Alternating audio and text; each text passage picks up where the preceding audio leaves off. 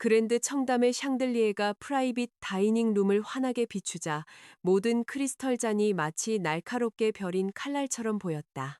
박서연은 호두나무로 조각된 문박, 서비스 공간의 그늘에 반쯤 몸을 숨긴 채 남편이 다른 여자의 관자놀이에서 흐르는 땀을 닦아주는 모습을 지켜보고 있었다. 최민주는 접힌 리넨 냅킨을 손에 들고 한유라에게 몸을 기울였다. 그의 움직임은 부드럽고 거의 경건하기까지 했다. 마치 깨져버릴까 참아놓지 못하는 금간 도자기를 다루는 듯한 손길이었다. 유라는 그를 향해 얼굴을 들었다. 그녀의 속눈썹은 촉촉했고 입술은 연약함을 연기하느라 창백했지만 입꼬리에 걸린 미소는 서연이 보기에도 충분히 선명했다. 그들 주위에는 민준의 가족들이 앉아 있었다. 그의 어머니 김영희 여사는 입가의 주름이 승리감에 깊게 패일 정도로 활짝 웃고 있었다. 그의 남동생 민식은 의자를 유라 쪽으로 바짝 당겨 앉아 생강차가 더 필요하지 않냐고 묻고 있었다. 저녁 식사 중간에 도착한 민준의 사촌 2명조차도 유부남이 아내 앞에서 대학 시절 첫사랑을 챙겨주는 광경이 마치 평범한 가족 행사라도 되는 양 웃고 있었다. 서연의 손가락이 팔에 낀 가죽 폴더를 파고들었다. 그 안에는 이혼 소장 초안, 부동산 등기부 등본 사본, 은행거래 내역서, 그리고 안전하고 명확하게 녹음할 수 있는 상황이 아니면 누구와도 대면하지 말라는 변호사의 메모가 들어 있었다. 그녀는 안으로 걸어 들어가 민준 앞에 서류를 놓고 이 3년간의 희극을 만들어낸 사람들 앞에서 끝을 낼 작정이었다. 그녀의 손이 문손잡이로 향했다. 그때 민준이 말했다. 걱정 마. 그가 부드럽게 말했다. 유라가 그를 올려다보았다. 하지만 서연 씨는 바보가 아니잖아요. 모든 게 끝나기 전에 알아채면 어떡해요? 민준의 목소리가 살짝 열린 문틈으로 새어나왔다.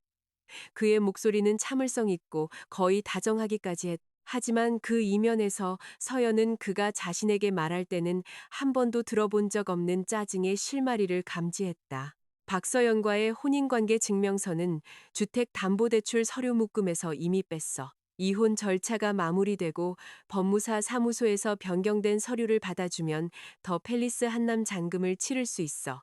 그런 다음 제대로 혼인신고하면 돼. 오래 기다릴 필요 없어. 서연의 손이 손잡이 위에서 얼어붙었다.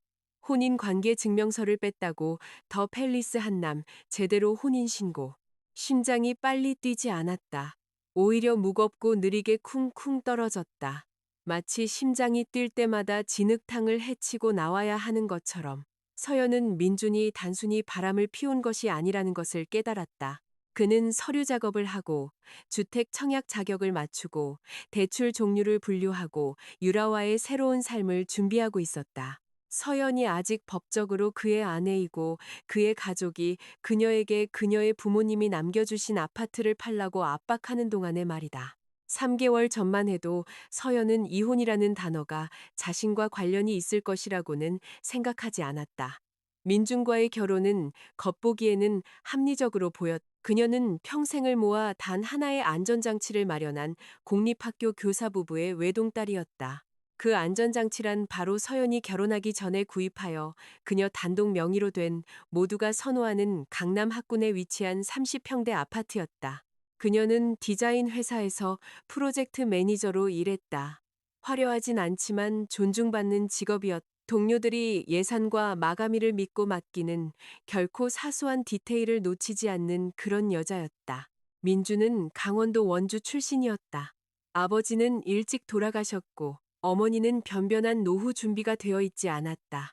남동생 민식은 직장을 전전했다. 민주는 지방대를 졸업하고 국내 굴지의 인테리어 회사에 입사하여 잘생긴 연봉과 세련된 미소로 영업 사원에서 지역 본부장까지 올랐다. 그녀의 부모님이 좋아하시던 식물원에서 열린 결혼식에서 민주는 양가 가족들 앞에서 서연의 손을 잡고 말했다. 저와 함께라면 서연이는 다시는 혼자 무거운 짐을 들지 않아도 될 겁니다. 첫 해 동안은 그 약속을 거의 지켰다. 그는 출장이 잦았지만 전화는 꼬박꼬박했다. 그녀의 부모님이 돌아가시기 전에 잘해드렸다. 서연이 커피를 어떻게 마시는지 배웠다. 그녀가 야근할 때면 국밥을 보내주었고 시어머니 김 여사가 서연에게 복잡한 집안 음식을 하지 않는다고 핀잔을 주지 못하게 문자를 보냈다. 김 여사가 원주에서 올라와 서연의 강남 아파트가 민준의 미래에 비해 너무 작다고 불평할 때도 서연은 그 말을 흘려들었다. 모든 가족에게는 거친 부분이 있다고 생각했다. 변화는 작년 가을에 찾아왔다. 민준의 출장이 몇 배로 늘었다. 그의 휴대폰에는 새로운 비밀번호가 생겼다. 그는 휴대폰을 세면대에 올려놓고 샤워를 하기 시작했다. 서연이 가까이 다가가면 그는 화면을 휙 꺼버렸다. 그는 스트레스를 받는다고 했다. 지역 목표 실적이 혹독하다고 했다. 시어머니의 혈압이 좋지 않고 민식의 취업을 도와야 한다고 했다. 분별 있는 아내라면 그의 삶을 더 힘들게 만들지 않을 것이라고 말하지 않으면서도 넌지시 비쳤다. 그러다 김 여사와 민식이 여행 가방과 변명을 들고 들이닥쳤다. 김 여사는 원주 낡은 연립주택의 지붕을 수리 중이라고 했다. 민식은 룸메이트가 이사를 나가 월세가 감당이 안 된다고 했다. 그들은 서연과 민준의 집에서 몇 주만 머물겠다고 했다. 몇 주는 한 달이 되었다. 김 여사는 허리가 아프다며 게스트룸 매트리스가 너무 젊은 사람들 것처럼 딱딱하다고 일주일에 2번씩 안방을 차지했다. 민식은 서재를 게임 장비, 단백질 보충제, 그리고 퀴퀴한 맥주 냄새가 나는 빨랫감으로 점령했다. 민주는 말했다. 갈 곳이 없잖아, 서연아. 친절하게 대해줘. 친절. 서연은 친절이라는 것이 종종 사람들이 여자에게 공간을 내어주길 원할 때 붙이는 이름이라는 것을 배웠다. 그녀는 바로 질문을 던지지 않았다.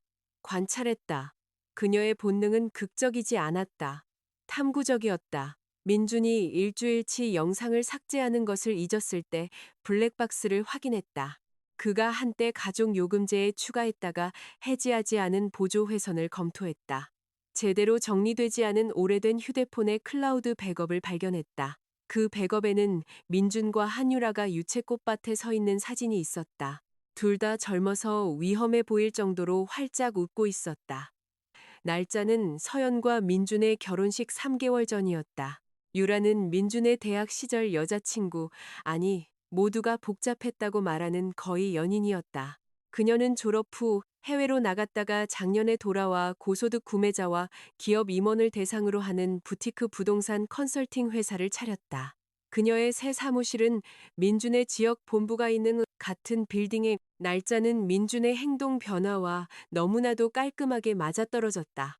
자정이 지난 후 서연은 거실에 앉아 있었다. 시어머니와 시동생이 잠자리에 들고 민준은 미국 지사와 화상회의를 한다고 했기에 아파트는 마침내 조용해졌다. 그녀는 화면 속 유라의 밝은 얼굴과 검은 창문에 비친 자신의 모습을 번갈아 보았다.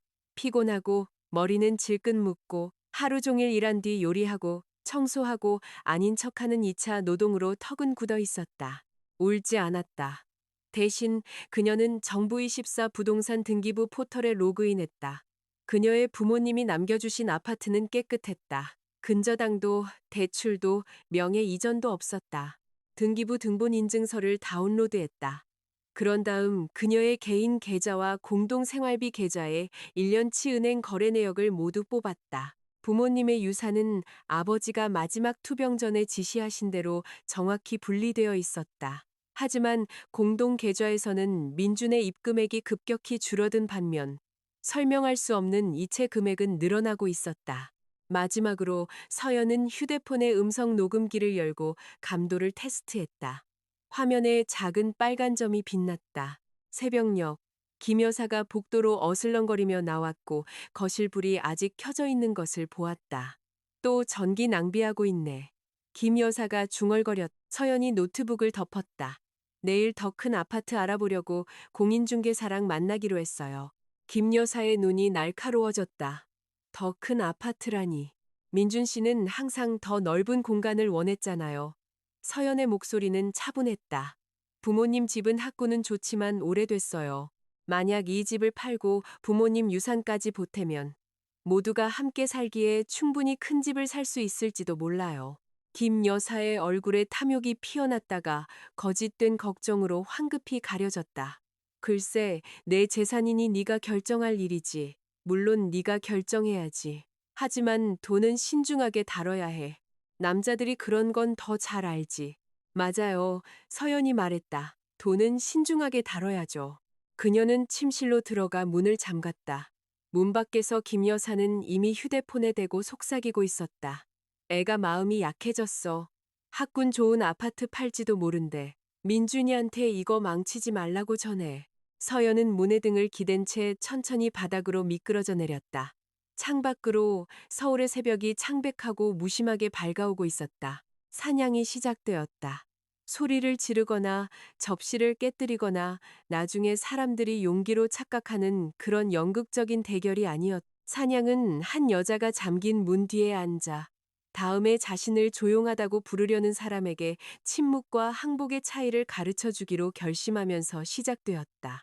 서연은 평화가 다른 사람들에게 빚진 것이라고 믿으며 수년을 보냈다. 퇴근 후 민준을 위한 평화. 그녀를 비난할 때 시어머니를 위한 평화. 그녀의 서재를 점령했을 때 시동생을 위한 평화. 좋은 아내는 돈 한 푼 한 푼 세지 말아야 한다고 말하는 친척들을 위한 평화. 이제 그녀는 경계 없는 평화가 그저 잡아먹히는 것을 더 멋지게 표현한 단어일 뿐이라는 것을 깨달았다. 그녀의 부모님은 늑대들을 정문으로 초대하라고 집을 남겨주신 것이 아니었다. 제2장. 부모님이 남기신 집. 서연은 2주 내내 주말마다 아파트를 보러 다녔다. 먹잇감인 척하는 데는 훈련이 필요했기 때문이다. 그녀는 꾸며진 아기방과 루프탑 헬스장이 있는 세련된 신축 타워 팰리스를 방문했다. 가족용 복층으로 나뉜 오래된 빌라와 평범한 사람들이 자신의 연봉에 부끄러움을 느낄 만큼 큰 숫자를 속삭이는 분양 상담사가 있는 강변의 유리 콘도도 둘러보았다. 김 여사는 가능할 때마다 따라 나섰고 채광과 수납 공간에 대한 논평 아래 흥분을 감추지 못했다. 여긴 너무 좁네. 김 여사가 평생 소유해본 그 어떤 것보다 비싼 모델하우스에서 말했다. 민식이가 결혼한 후에도 같이 살면 며느리는 아기 침대를 어디에 두겠어? 서연이 천천히 돌아섰다. 민식 씨의 미래 아내도 여기서 살 거고요. 김 여사는 눈을 깜빡이더니 마치 서연이 농담이라도 한 것처럼 웃었다. 가족끼리는 돕고 사는 거지. 민준이가 성공했으니 당연히 사람들이 그 주위로 모이는 거고, 당연히 서연은 생각했다. 다른 사람들이 내 등기부 등본 주위로 모이는 거겠지. 민주는 이상할 정도로 신중한 태도를 유지했다. 그는 김 여사 앞에서는 반대하지 않았지만 꽁꽁꽁까우세가저가진가에 대해 언급하여 시장이 더 좋아질 수도 있어. 어느 날 밤, 김 여사가 옆에서 시끄러운 오디션 프로그램을 보는 동안 거실 소파에 앉아 그가 말했다. 부모님께서 그 아파트를 위해 얼마나 고생하셨는데 감정적인 결정을 해서는 안 돼. 감정적이라고요? 서연은 프로스펙트 파크 근처 새 건물 브로셔를 넘겼다. 어머님은 이 집을 싫어하시잖아요. 민식 씨는 서재를 싫어하고요. 당신은 우리가 아이를 갖기 전에 더 넓은 집이 필요하다고 했잖아요. 아이라는 단어에 민준의 표정이 수만 번 쉴 동안 굳어졌다. 아이는 기다릴 수 있어. 그가 말했다. 어머님은 더 좋은 매트리스를 기다리실 수 없는데요. 민준 씨. 서연이 그를 올려다보았다. 더 큰 집을 원하지 않아요? 물론 원하지. 그는 이미 일어서며 자리를 피했다. 난 그냥 네가 보호받았으면 하는 거야. 나 전화 좀 하고 올게. 서재문이 닫혔을 때 서연은 휴대폰을 꺼내 민준의 동기화된 브라우저 기록에서 우연히 발견한 이메일을 다시 읽었다. 유라의 회사 소속 컨시어지 중개인이 보낸 메일이었다. 최민준 본부장님, 요청하신 더 팰리스 한남 펜트하우스 평면도를 첨부합니다. 한유라 대표님께서는 서양 유닛이 더 프라이빗하고 혼인관계가 정리된 후의 계획에 더 적합할 것이라고 생각하십니다. 특히 학군 근접성과 두 번째 테라스에 만족해 하셨습니다. 더 팰리스 한남은 단순히 비싼 것이 아니었다. 터무니없을 정도였다. 또한 그곳은 팔리지 않은 고급 재고를 소진시키기 위해 고안된 까다로운 신혼부부, 생애 최초 특별 공급 자격으로 단독명의 신청이 가능한 구매자들을 위한 금융 패키지를 제공했다. 기혼 신청자는 배우자 동의서와 전체 자산 공개서를 제출해야 했다. 이혼 소송 중인 신청자는 최종 판결 전에 혼인관계 변동 예정 서류를 이용해 신청할 수 있었지만 서류 작업은 정확해야 했다. 민주는 명백히 사기의 바늘귀를 통과하려 하고 있었다. 서연의 부모님은 서류를 존중하도록 그녀를 키우셨다. 그들은 부자가 아니었다. 아버지는 암이 그의 목소리를 부드럽게 만들기 전까지 고등학교 국사를 가르치셨다. 어머니는 수학을 가르치셨고 스프레드시트가 나온 지 한참 후에도 나선형 노트에 손으로 가계부를 쓰셨다. 그들이 강남 아파트를 샀을 때 그들은 서연에게 이것이 그녀를 의존적으로 만들기 위한 선물이 아니라고 말했다. 이건 누구도 밖에서 잠글 수 없는 문이란다. 아버지가 등기를 마친 후 그녀의 손에 USB 드라이브를 쥐어주며 말했다. 사본을 보관해둬라. 등기부 등본, 유언장, 은행 서류 모든 걸. 사람을 사랑하되 기록은 남겨둬. 기록은 사람들이 거짓말할 때를 기억한단다. 서연은 그를 보고 웃었다. 그리고 약혼했고 눈이 멀었고 사랑이 그런 조심성을 불필요하게 만든다고 확신했다. 이제 그녀는 그 오래된 USB 드라이브를 열었고 아버지의 사랑이 스캔된 등기부 등본, 공증된 유언장, 은행 증명서, 그리고 부모님의 유산 계좌가 장래의 배우자나 가게를 위한 것이 아니라 서연 개인을 위한 것임을 명시한 편지와 함께 피어올랐다. 그녀는 밤새 디지털 아카이브를 구축했다. 등기부 등본 유언장, 특유 재산 편지, 부모님의 은행 이체 내역서, 민준의 의심스러운 이체 내역, 민준이 필라델피아에 있다고 주장한 후 유라를 저녁 식사에 데려다준 블랙박스 음성 파일, 더 팰리스 한남 이메일 스크린샷, 부엌 태블릿에 우연히 표시된 김 여사가 민준에게 보낸 메시지. 서연이가 집 팔면 그 돈 걔 개인 통장에 가만 놔두지 않게 확실히 해. 그녀는 모든 것을 암호화하고 월러스 집안 사람 누구도 추측할 수 없는 비밀번호로 클라우드 금고에 사본을 업로드했다. 다음 날 오후 그녀는 변호사를 만났다. 김지혜 변호사의 사무실은 작고 비싸고 무서울 정도로 정돈되어 있었다. 서울대 법학전문대학원 졸업장이 사촌들을 통해 돈을 숨기는 것이 전략이라고 생각했던 헤지펀드 파트너를 상대로 승소한 가정 내 경제적 학대 사건에 대한 신문 스크랩 액자 옆에 걸려 있었다. 서연은 그 사무실에서도 울지 않았다. 그녀는 사실을 나열했다. 남편은 대학 시절 연인과 불륜관계일 가능성이 높다. 남편의 가족이 그녀의 혼전 아파트에 들어와 살면서 팔라고 압박하고 있다. 의심스러운 자금 이체가 있다. 혼인 관계 정리를 포함한 고급 콘도 신청이 있다. 허위 부부 공동 채무를 만들려는 시도일 가능성이 자신의 재산을 온전히 가지고 떠나고 싶다. 김 변호사는 손을 모으고 들었다. 혼전 아파트는 특유 재산입니다. 그녀가 말했다. 부모님의 유산도 별도의 증여나 상속으로 문서화되었다면 박서연 씨의 것으로 남아야 합니다. 그 자금을 공동 계좌와 섞지 마세요. 변호사 없이 매매 계약서에 서명하지 마세요. 그가 재용자를 위한 서류 흔적을 만들게 두지 마세요. 결혼 후에 거기서 살았기 때문에 그가 지분 기여분을 주장할 수 있나요? 많은 것을 주장할 수는 있겠죠. 이기는 것은 다른 문제입니다.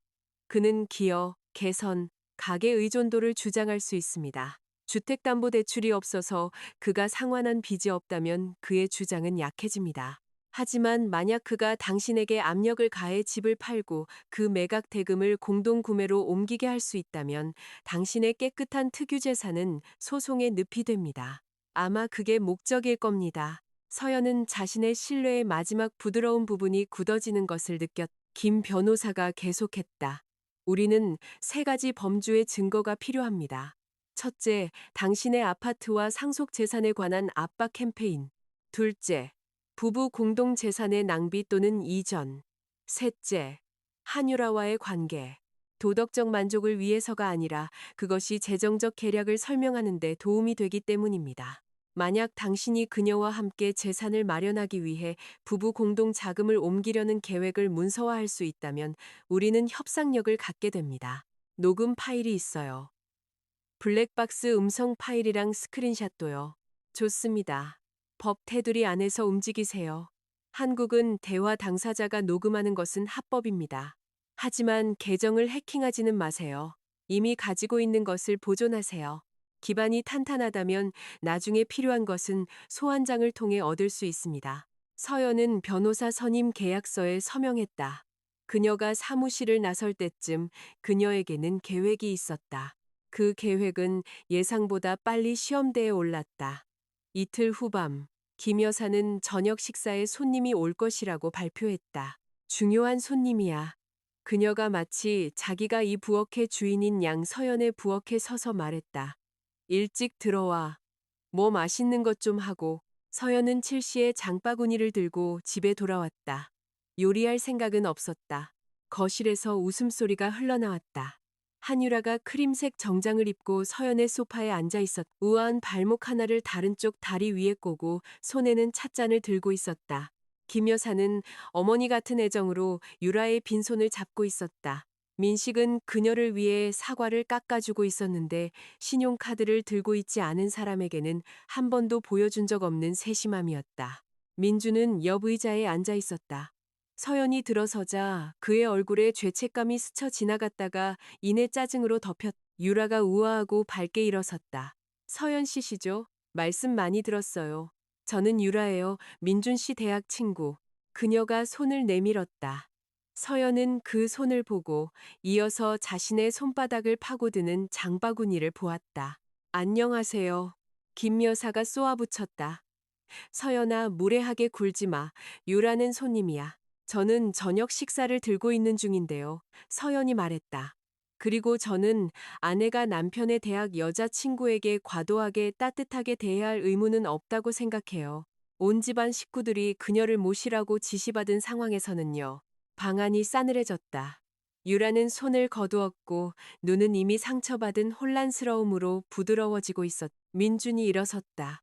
서연아, 그만해. 유라는 사무실 근처에 들렀다가 온 거야. 제 아파트 근처이기도 하네요. 보아하니. 서연은 부엌으로 걸어갔다. 앉으세요. 제가 요리할게요. 어차피 제가 소환된 이유니까요. 그녀는 누구도 대답하기 전에 부엌 문을 닫았다. 그러고 나서 오래된 휴대폰을 양념 통줄 뒤에 놓고 카메라를 문 쪽으로 향하게 한 다음 녹음기를 켰. 3분 후 민준이 들어왔다. 대체 왜 그래? 그가 문을 세게 닫으며 요구했다. 날 망신시켰어. 서연은 흐르는 물에 채소를 씻었다. 당신은 당신의 첫사랑을 내 집에 데려와서 당신 어머니가 미래의 며느리처럼 대하게 놔뒀어요. 우리 중 누가 망신당한 거죠? 유라는 친구야. 내 마음이 더러운 거야. 서연이 수도꼭지를 잠갔다. 그럼 더 펠리스 한남도 친구인가요? 그의 얼굴에서 핏기가 가셨다. 그녀는 천천히 손을 닦았다. 두 번째 테라스가 있는 서향 유닛. 유라 씨가 혼인 관계가 정리된 후에 당신 계획에 적합할 거라고 생각했다면서요. 제가 이메일을 소리내어 읽어드릴까요? 민준의 입이 열렸다가 닫혔다. 잠시 동안 그녀는 죄책감이 아닌 공포를 보았다. 내 이메일을 봤어? 당신이 열어놓고 간 잔해를 확인했어요. 그 아파트는 투자용이야. 너랑은 아무 상관없어. 부부 공동재산을 써서 다른 여자와 관련된 부동산을 사는 건 저랑 아주 큰 상관이 있죠. 제 부모님 아파트를 팔라고 압박하는 건 훨씬 더 큰 상관이 있고요. 그의 눈이 날카로워졌다. 조심해, 서연아. 그녀는 주방용 칼을 집어들어 칼날의 평평한 면으로 도마를 한 번 쳤다. 위협이 아니라 마침표였다. 아니, 민준 씨, 그녀가 말했다. 당신이 조심해요. 게임은 이제 막 시작됐으니까. 그는 마치 하룻밤 사이에 조용한 아내가 다른 사람으로 바뀐 것처럼 그녀를 쳐다보았다. 그때 거실에서 김 여사가 불렀다. 목소리는 거짓으로 달콤했. 민준아, 이리 와서 유라랑 같이 있어. 부엌 연기는 손님한테 안 좋아. 민준이 뒤로 물러섰다. 이를 추하게 만들지 마. 서연은 온기 없이 미소 지었다. 이미 당신이 그랬잖아요. 그가 떠났을 때 그녀는 녹음 파일을 첫 번째 대면이라는 간단한 이름으로 저장했다. 그러고 나서 그녀는 균일한 칼질과 흔들림 없는 손과 예상치 못한 식욕을 가지고 저녁을 요리했. 음식을 향한 식욕이 아니었다. 거실에 있는 모든 사람이 박서연이 더 이상 그들이 밀고 들어올 수 있는 문이 아님을 깨닫게 될 순간을 향한 식욕이었. 제3장. 그들이 놓은 덫. 김지혜 변호사의 내용 증명이 민준의 회사 사무실에 도착한 것은 화요일 오전이었다. 화요일 저녁. 민준은 일찍 집에 돌아왔다. 턱은 굳어 있었고 비싼 코트는 입은 채로 서연의 커피 테이블 위로 편지를 내던졌다. 이게 대체 뭐야? 서연이 대답하기도 전에 김 여사가 편지를 낚아챘다. 그녀는 법률 용어를 훑어보다가 혼인 파탄, 재산 명시, 특유 재산이라는 문구를 발견하고는 폭발했다. 이혼? 감히 이혼 얘기를 해?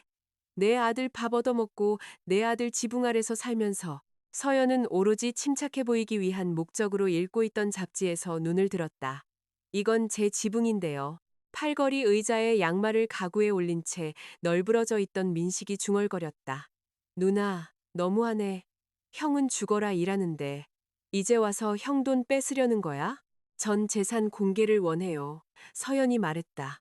숨길 게 없다면 모두가 평화롭게 잠들 수 있겠죠. 민준의 얼굴이 어두워졌다. 이걸 내 사무실로 보내? 사람들이 날 비웃게 하고 싶어? 아니요, 서연이 말했다. 당신 변호사가 제 변호사에게 연락하길 원해요. 만약 당신 동료들이 비웃는다면 아마도 왜 그 편지가 그렇게 웃겼는지 스스로에게 물어봐야 할 거예요. 그가 더 가까이 다가왔다. 날 시험하지 마. 이미 했어요. 당신은 탈락했고요. 김 여사는 은혜도 모르는 며느리와 인터넷 글이나 너무 많이 읽어서 가정을 파탄내는 요즘 여자들에 대해 소리치기 시작했다. 서연은 일어서서 아파트 현관으로 걸어가 문을 열었다. 어머님, 민식 씨, 3일 드릴게요. 나가세요. 이 아파트는 제 혼전 재산이에요. 두 분은 손님이고 저는 초대를 철회합니다. 김 여사는 입을 떡 벌렸다. 네가 지금 시어머니를 내쫓는 거야? 무단 점유자를 내보내는 겁니다. 3일 후에도 여기 계시면 경찰에 신고해서 주거침입으로 고소할 거예요. 민준이 테이블 가장자리를 잡았다. 내 가족을 경찰에 신고하겠다고? 서연이 그의 눈을 마주했다. 저를 대신해서 또 다른 결정을 내리지 마세요. 그날 밤, 그는 아파트에서 자지 않았다. 김 여사는 이웃들이 들을 만큼 큰 소리로 울었다. 민식은 누군가에게 전화해서 서연이 페미 변호사를 고용한 뒤로 미쳤다고 불평했다. 서연은 침실문을 잠그고 손잡이 밑에 의자를 받쳐놓고 잤다. 다음 날, 민주는 전술을 바꿨다. 그는 서연이 좋아하는 태국 음식점의 포장 음식을 들고 집에 와서 부드럽게 말했다. 어제는 좀 심했어. 내가 이성을 잃었지. 엄마는 당분간 원주로 돌아가실 거야. 민식이도 그렇고. 하지만 이혼이라니. 서연아, 우리 결혼한 지 3년 됐어. 우린 해결할 수 있어. 당신이 빼돌린 돈 돌려놔요. 그의 부드러움이 흔들렸다. 더 팰리스 한남에서 진행하는 모든 약정을 종료해요. 한유라와 재정적 관계를 끊어요. 당신의 모든 은행 기록을 테이블 위에 올려놔요. 그는 시선을 피했다. 서연이 고개를 끄덕였다. 그럼 해결할 건 아무것도 없네요. 이틀 후 변호사를 통해 민주는 합의안을 제시했다. 언뜻 보기에는 관대해 보였다. 그는 서연의 아파트를 특유재산으로 인정하겠다고 했. 그녀 부모님의 유산도 그녀의 것이라고 인정하겠다고 했. 김 여사와 민식은 집을 비울 것이었다. 그 대가로 서연은 8천만 원으로 추정되는 부부 공동 채무의 절반을 떠안고 민준의 성과급과 투자 계좌에 대한 모든 권리를 포기하며 혼인 파탄의 책임이 상호 양립 불가능함에 있음을 동의해야 했다. 채무 서류는 가소로웠다. 서연이 들어본 적 없는 이름들로부터의 개인적인 대출, 몇 달 전에 작성된 자필 메모들, 각각 가족 의료비, 투자 지원, 주택 개보수 등에 대한 모호한 진술이 담겨 있었다. 김 여사의 혈압약이 어찌된 일인지 500만 원짜리 대출이 되어 있었다. 민식의 개인용 컴퓨터는 가족용 기술 구매로 둔갑한 듯했다. 민준의 사촌이 서명했다고 주장하는 한 메모에는 민준의 법적 중간 이름의 철자가 틀려 있었다. 김 변호사의 평가는 직설적이었다. 당신이 돈을 내고 탈출하게 만들려는 겁니다. 소송을 하면 우리는 그 빚과 싸우고 정보 공개를 요구할 겁니다. 속도를 원한다면 평화를 살 수도 있겠죠. 하지만 거짓말쟁이들에게서 사는 평화는 비싸고 평화로운 경우는 드뭅니다. 서연이 물었다. 변호사님이라면 어떻게 하시겠어요? 전 당신이 아니죠. 만약 제가 결정적인 한방은 없지만 협상력을 구축할 충분한 증거를 가진 의뢰인을 조언한다면 김 변호사가 살짝 미소 지었다. 상대방이 의뢰인이 직접 협상할 만큼 겁을 먹었다고 믿게 만들 겁니다. 돈을 숨기는 남자들은 종종 자신들이 이기고 있다고 생각할 때 허풍을 떨거든요. 그리하여 서연은 다음 금요일 공식적인 합의 저녁 식사를 위해 그랜드 청담에 들어서게 되었다. 방의 이름은 수련, 쇠리엔, 정자였다. 작은 실내돌 분수, 대나무 판넬, 그리고 모든 대화를 연극처럼 느끼게 할 만큼 큰 원형 테이블이 있었다. 민주는 그의 변호사인 빅터 아니 하승우라는 금태 안경을 쓴 남자와 함께 앉아 있었다. 그는 오만함을 향수처럼 뿌리고 다녔다. 김 여사와 민식은 민준의 왼쪽에 앉았다. 유라는 터무니없게도 그들 맞은편에 진주색 블라우스를 입고 앉아 모두의 평화를 걱정하는 중립적인 친구로서 그 자리에 있다고 주장했다. 김 변호사는 서연 옆에 앉아 노골적으로 불만을 드러냈다. 하 변호사는 효율성, 존엄성, 그리고 불필요한 공개적 피해를 피하는 것에 대한 연설로 시작했다. 박서연 씨, 그가 말했다.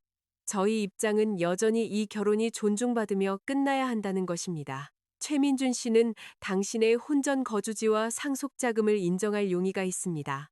그 대가로 당신은 가계부채를 인정하고 추가적인 재정적 청구를 포기하는 것입니다. 그것이 깔끔한 길입니다. 가계부채라. 서연이 되뇌었다. 노스스타 스테이징이라는 회사로 이체된 2천만 원으로부터 혜택을 본 가게가 어디인지 밝혀주시겠어요? 하 변호사의 미소가 옅어졌다. 우리는 여기서 항목별로 소송을 하러 온 게 아닙니다. 그럼 왜 가짜 항목들을 가져오셨죠? 민준이 가볍게 테이블을 손으로 쳤다. 서연아, 김 여사가 가세했다. 넌 항상 차가웠어. 민준이가 지쳐서 집에 오면 넌 걘 세입자처럼 대했지. 이제 와서 걘 이해해주는 친구들이 생기니까 망치려는 거야? 민식이 말했다. 결혼에는 온기가 필요해. 알잖아. 그냥 일하고 돈만 셀 수는 없다고. 유라는 연습한 듯한 동정심으로 눈을 내리깔았다. 누가 당신을 해치려 한다고 생각하지 않으셨으면 좋겠어요. 민준 씨는 너무 많은 스트레스를 받았어요. 불평은 안 하지만 그도 사람이잖아요. 서연은 그 안무에 거의 감탄할 뻔했다. 그녀를 겁주기 위한 가짜 빚, 그녀를 비난하기 위한 가족 증인들, 민준의 고통에 대한 부드러운 증인으로서의 유라. 어떤 분노든 불안정의 증거로 바꿔버릴 준비가 된 하 변호사. 그래서 서연은 그들이 원하는 것, 약해지는 모습을 보여주었다. 그녀는 천천히 숨을 들이쉬었다. 어깨에 힘을 뺐다. 목소리를 낮췄, 빚을 확인할 시간이 필요해요. 민준 씨 자산에 관해서는 그가 없다고 한다면 일부 청구를 포기하는 걸 고려해 볼게요. 하지만 아파트와 부모님 유산은 서면으로 완전히 제 것으로 남아야 하고 당신 가족은 즉시 나가야 해요. 민준의 눈에 안도감이 스쳐 지나갔다가 감춰졌다. 김 여사의 입이 승리감에 뒤틀렸다. 유라는 냅킨을 내려다보았지만 서연은 그 작은 미소를 포착했다. 하 변호사가 민준 쪽으로 몸을 기울였다. 그들이 속삭였다. 그러자 민준이 지친 관대함으로 서연을 향해 돌아섰다. 그렇게 합의할 수 있어. 네 재산은 언제나 내 것이었어. 난 네가 불안감을 느끼길 원한 적 없어. 서연은 그의 얼굴에 대고 웃을 뻔했다. 그때 유라가 손으로 이마를 짚었다. 죄송해요. 그녀가 속삭였다. 어지럽네요. 민주는 즉시 반응했다. 그는 의자를 뒤로 밀고 그녀에게 다가갔다.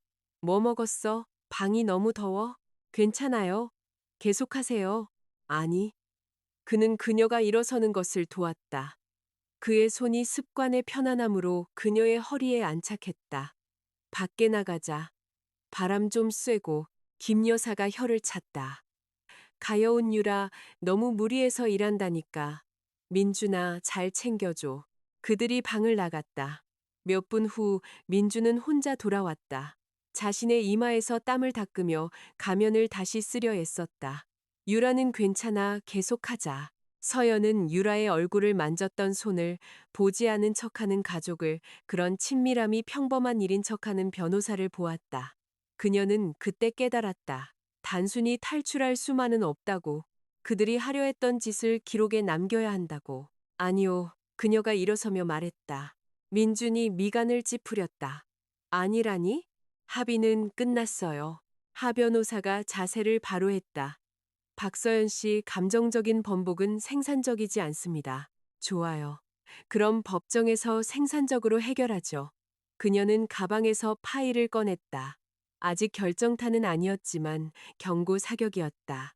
민준의 이체 내역 사본, 더 팰리스 한남 이메일, 그리고 그녀의 특유 재산에 대한 매각 또는 담보 설정 금지 가처분 신청을 구하는 소장 초안이었다. 민준의 표정이 어두워졌다. 서연아, 사람들 앞에서 이러지 마. 당신이 어머님, 동생 내연녀, 그리고 변호사 2명을 초대해서 가짜 빚을 갚으라고 압박했을 때 이미 공개적으로 만든 거예요. 유라는 멀리 가지 않았다. 서연은 그녀가 문 바로 너머에 있다는 것을 느낄 수 있었다. 유라 씨에게 전해요. 서연이 그곳까지 들릴 만큼 분명한 목소리로 말했다. 땀 닦아주는 게 금융 사기에서 지문 닦는 것보다 쉽다고요. 조각된 문이 움직였다. 잠시 동안 서연은 유라가 들어와 고백하거나 공격할 것이라고 생각했다. 대신 민준의 목소리가 복도에서 낮고 서두르게 들려왔다. 그는 낡은 문이 잘 닫히지 않는다는 것을 눈치채지 못하고 다시 유라를 따라 나갔기 때문이다. 걱정 마. 그가 말했다. 서연과의 혼인 관계 증명서는 주택담보대출 서류 묶음에서 이미 뺐어.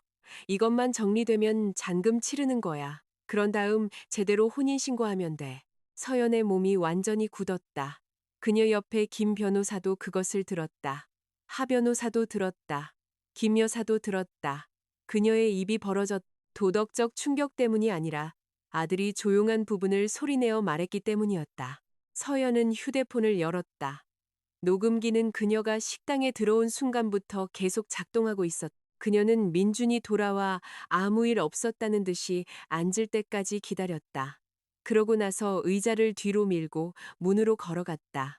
이번에 그녀가 문을 열었을 때 조용히 열지 않았다.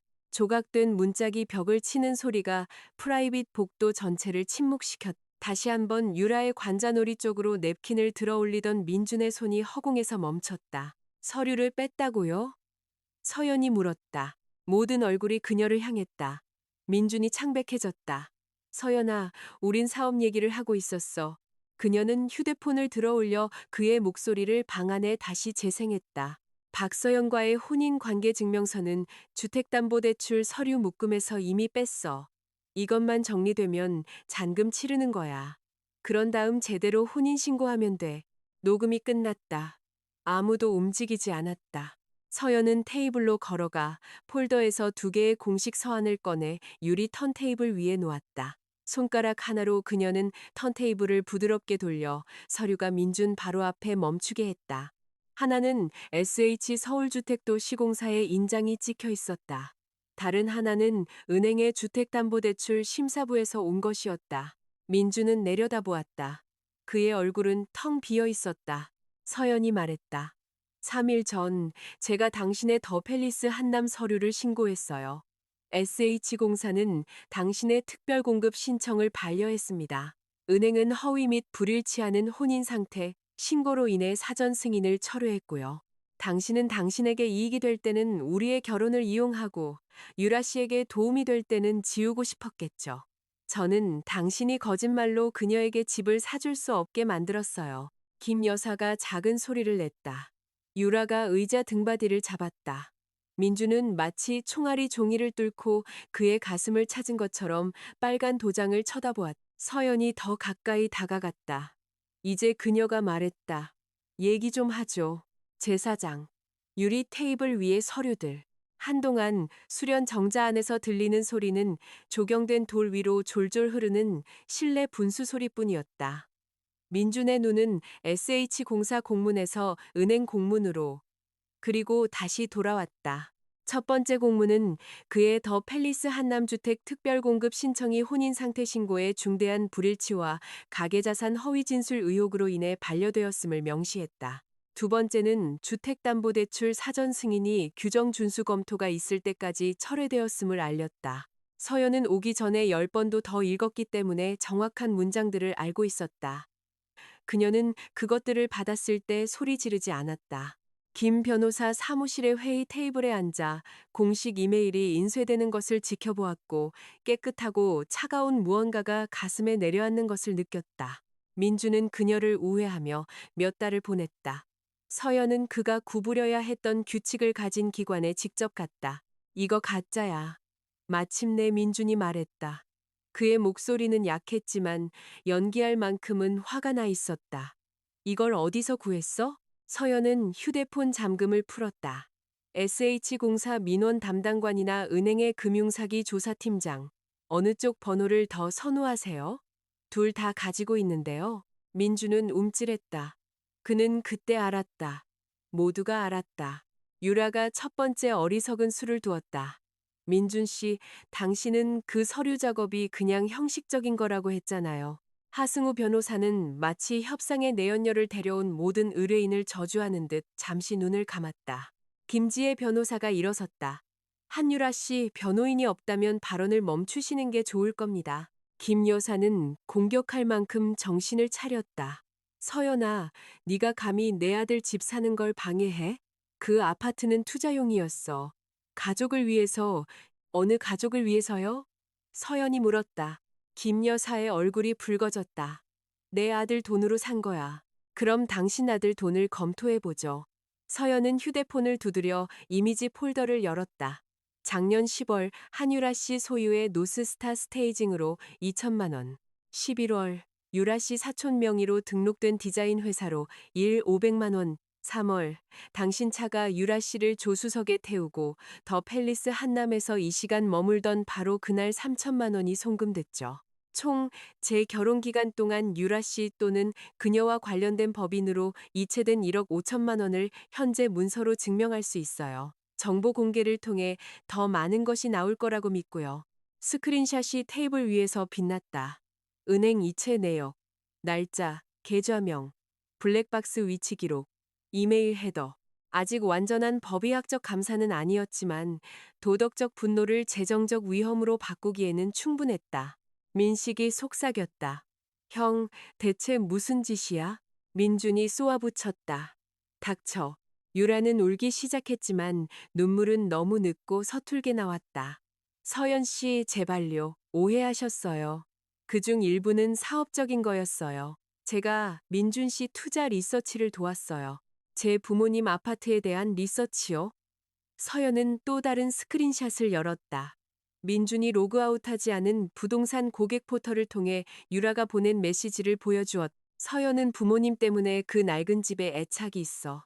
더 큰 가족 집 핑계로 팔게 만들 수 있으면 매각 대금을 빨리 옮겨. 새 등기가 깨끗해지면 그녀의 협상력은 줄어들 거야. 유라의 눈물이 멈췄다. 공기가 바뀌었다. 성공한 아들에게 의존하는 데 익숙한 사람의 도덕적 유연성을 가진 김 여사조차도 그들의 방이 가족 다툼을 넘어 기울었다는 것을 깨달은 듯했다. 서연은 민준을 향했다. 당신은 제 특유 재산을 팔라고 압박했어요.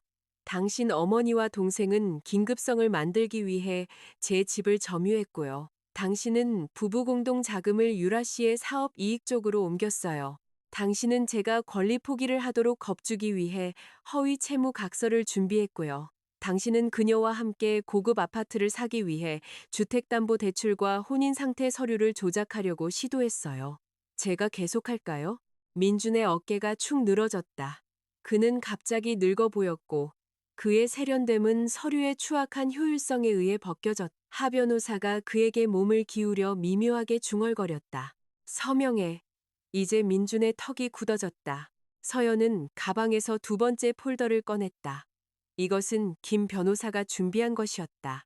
재산 확인서, 특유재산 권리 포기각서, 임시합의각서, 재산 반환 일정, 그리고 서연의 부부 공동 재산 낭비에 대한 청구권을 보존하는 조항이었다. 이게 제 조건이에요. 서연이 말했다. 김 변호사는 그녀 옆에 서서 녹음할 준비가 된 태블릿을 들고 있었다. 첫째, 내일 오전 9시에 민준 씨와 저는 구청에 가서 강남 아파트가 결혼 전 부모님으로부터 증여받은 제 특유재산이며 민준 씨는 소유권, 지분 점유권, 시세 차익 또는 매각 대금에 대한 어떠한 권리도 포기한다는 공증된 확인서에 서명합니다. 민준이 그녀를 쳐다보았다. 둘째, 그는 제 부모님 유산 계좌에 6,854만 원이 저에게 온 별도의 증여이며 결코 혼합되지 않았고 분할 대상이 아님을 인정하는 서류에 서명합니다. 서연아. 민준이 목이 쉰 소리로 말했다.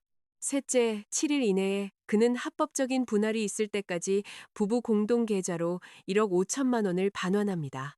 만약 그가 항목별로 이의를 제기한다면 돈이 보존된 후에 법정에서 할 수 있습니다. 그만한 현금이 없어. 더 팰리스 한남 계약금이 있잖아요. 유라 씨 회사가 자금을 받았고요. 당신 성과급 계좌도 있어요. 상환이 얼마나 불편한지에 대해서는 관심 없어요. 유라가 민준의 소매를 잡았다. 회사 자금을 갚게 할 수는 없어요. 제 현금 흐름이. 민준이 팔을 뿌리쳤다. 지금은 아니야. 서연은 유라를 향했다. 넷째. 한유라 씨는 그녀 또는 그녀의 회사가 부부 공동 재산으로부터 받은 모든 자금이 환수 대상이 될 수 있음을 통지받습니다. 만약 민준 씨가 그것들을 반환하지 않는다면 제 청구는 당신과 당신의 법인들을 포함할 것입니다. 저는 또한 제 특유 재산을 이전하려던 시도에서 당신의 역할에 대한 모든 증거를 보존할 것입니다. 유라의 얼굴이 진짜 공포로 무너져 내렸다. 그것은 저녁 식사 때의 섬세한 연기와는 아무 상관이 없었다.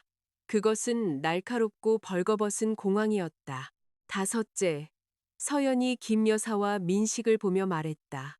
김영희 씨와 최민식 씨는 오늘 밤 제 아파트에서 나갑니다. 내일 아침에 열쇠 수리공을 예약해뒀어요. 만약 두 분 중 누구라도 남아있거나 허락 없이 돌아온다면 경찰에 신고하고 필요하다면 접근 금지 명령을 신청할 겁니다. 김 여사가 벌떡 일어나려 했다. 이 악독한 김 변호사의 목소리가 방안을 깨끗하게 갈랐다. 김영희 씨, 앉으세요. 이 회의는 녹음되고 있습니다. 제 의뢰인에 대한 어떠한 위협이나 폭행 시도도 보존되어 사용될 것입니다. 김 여사는 의자가 바닥에 긁힐 정도로 빠르게 앉았다. 여섯째, 이혼은 변호사를 통해 진행됩니다. 민준 씨가 주장하는 가계 부채는 증거가 나올 때까지 거부됩니다.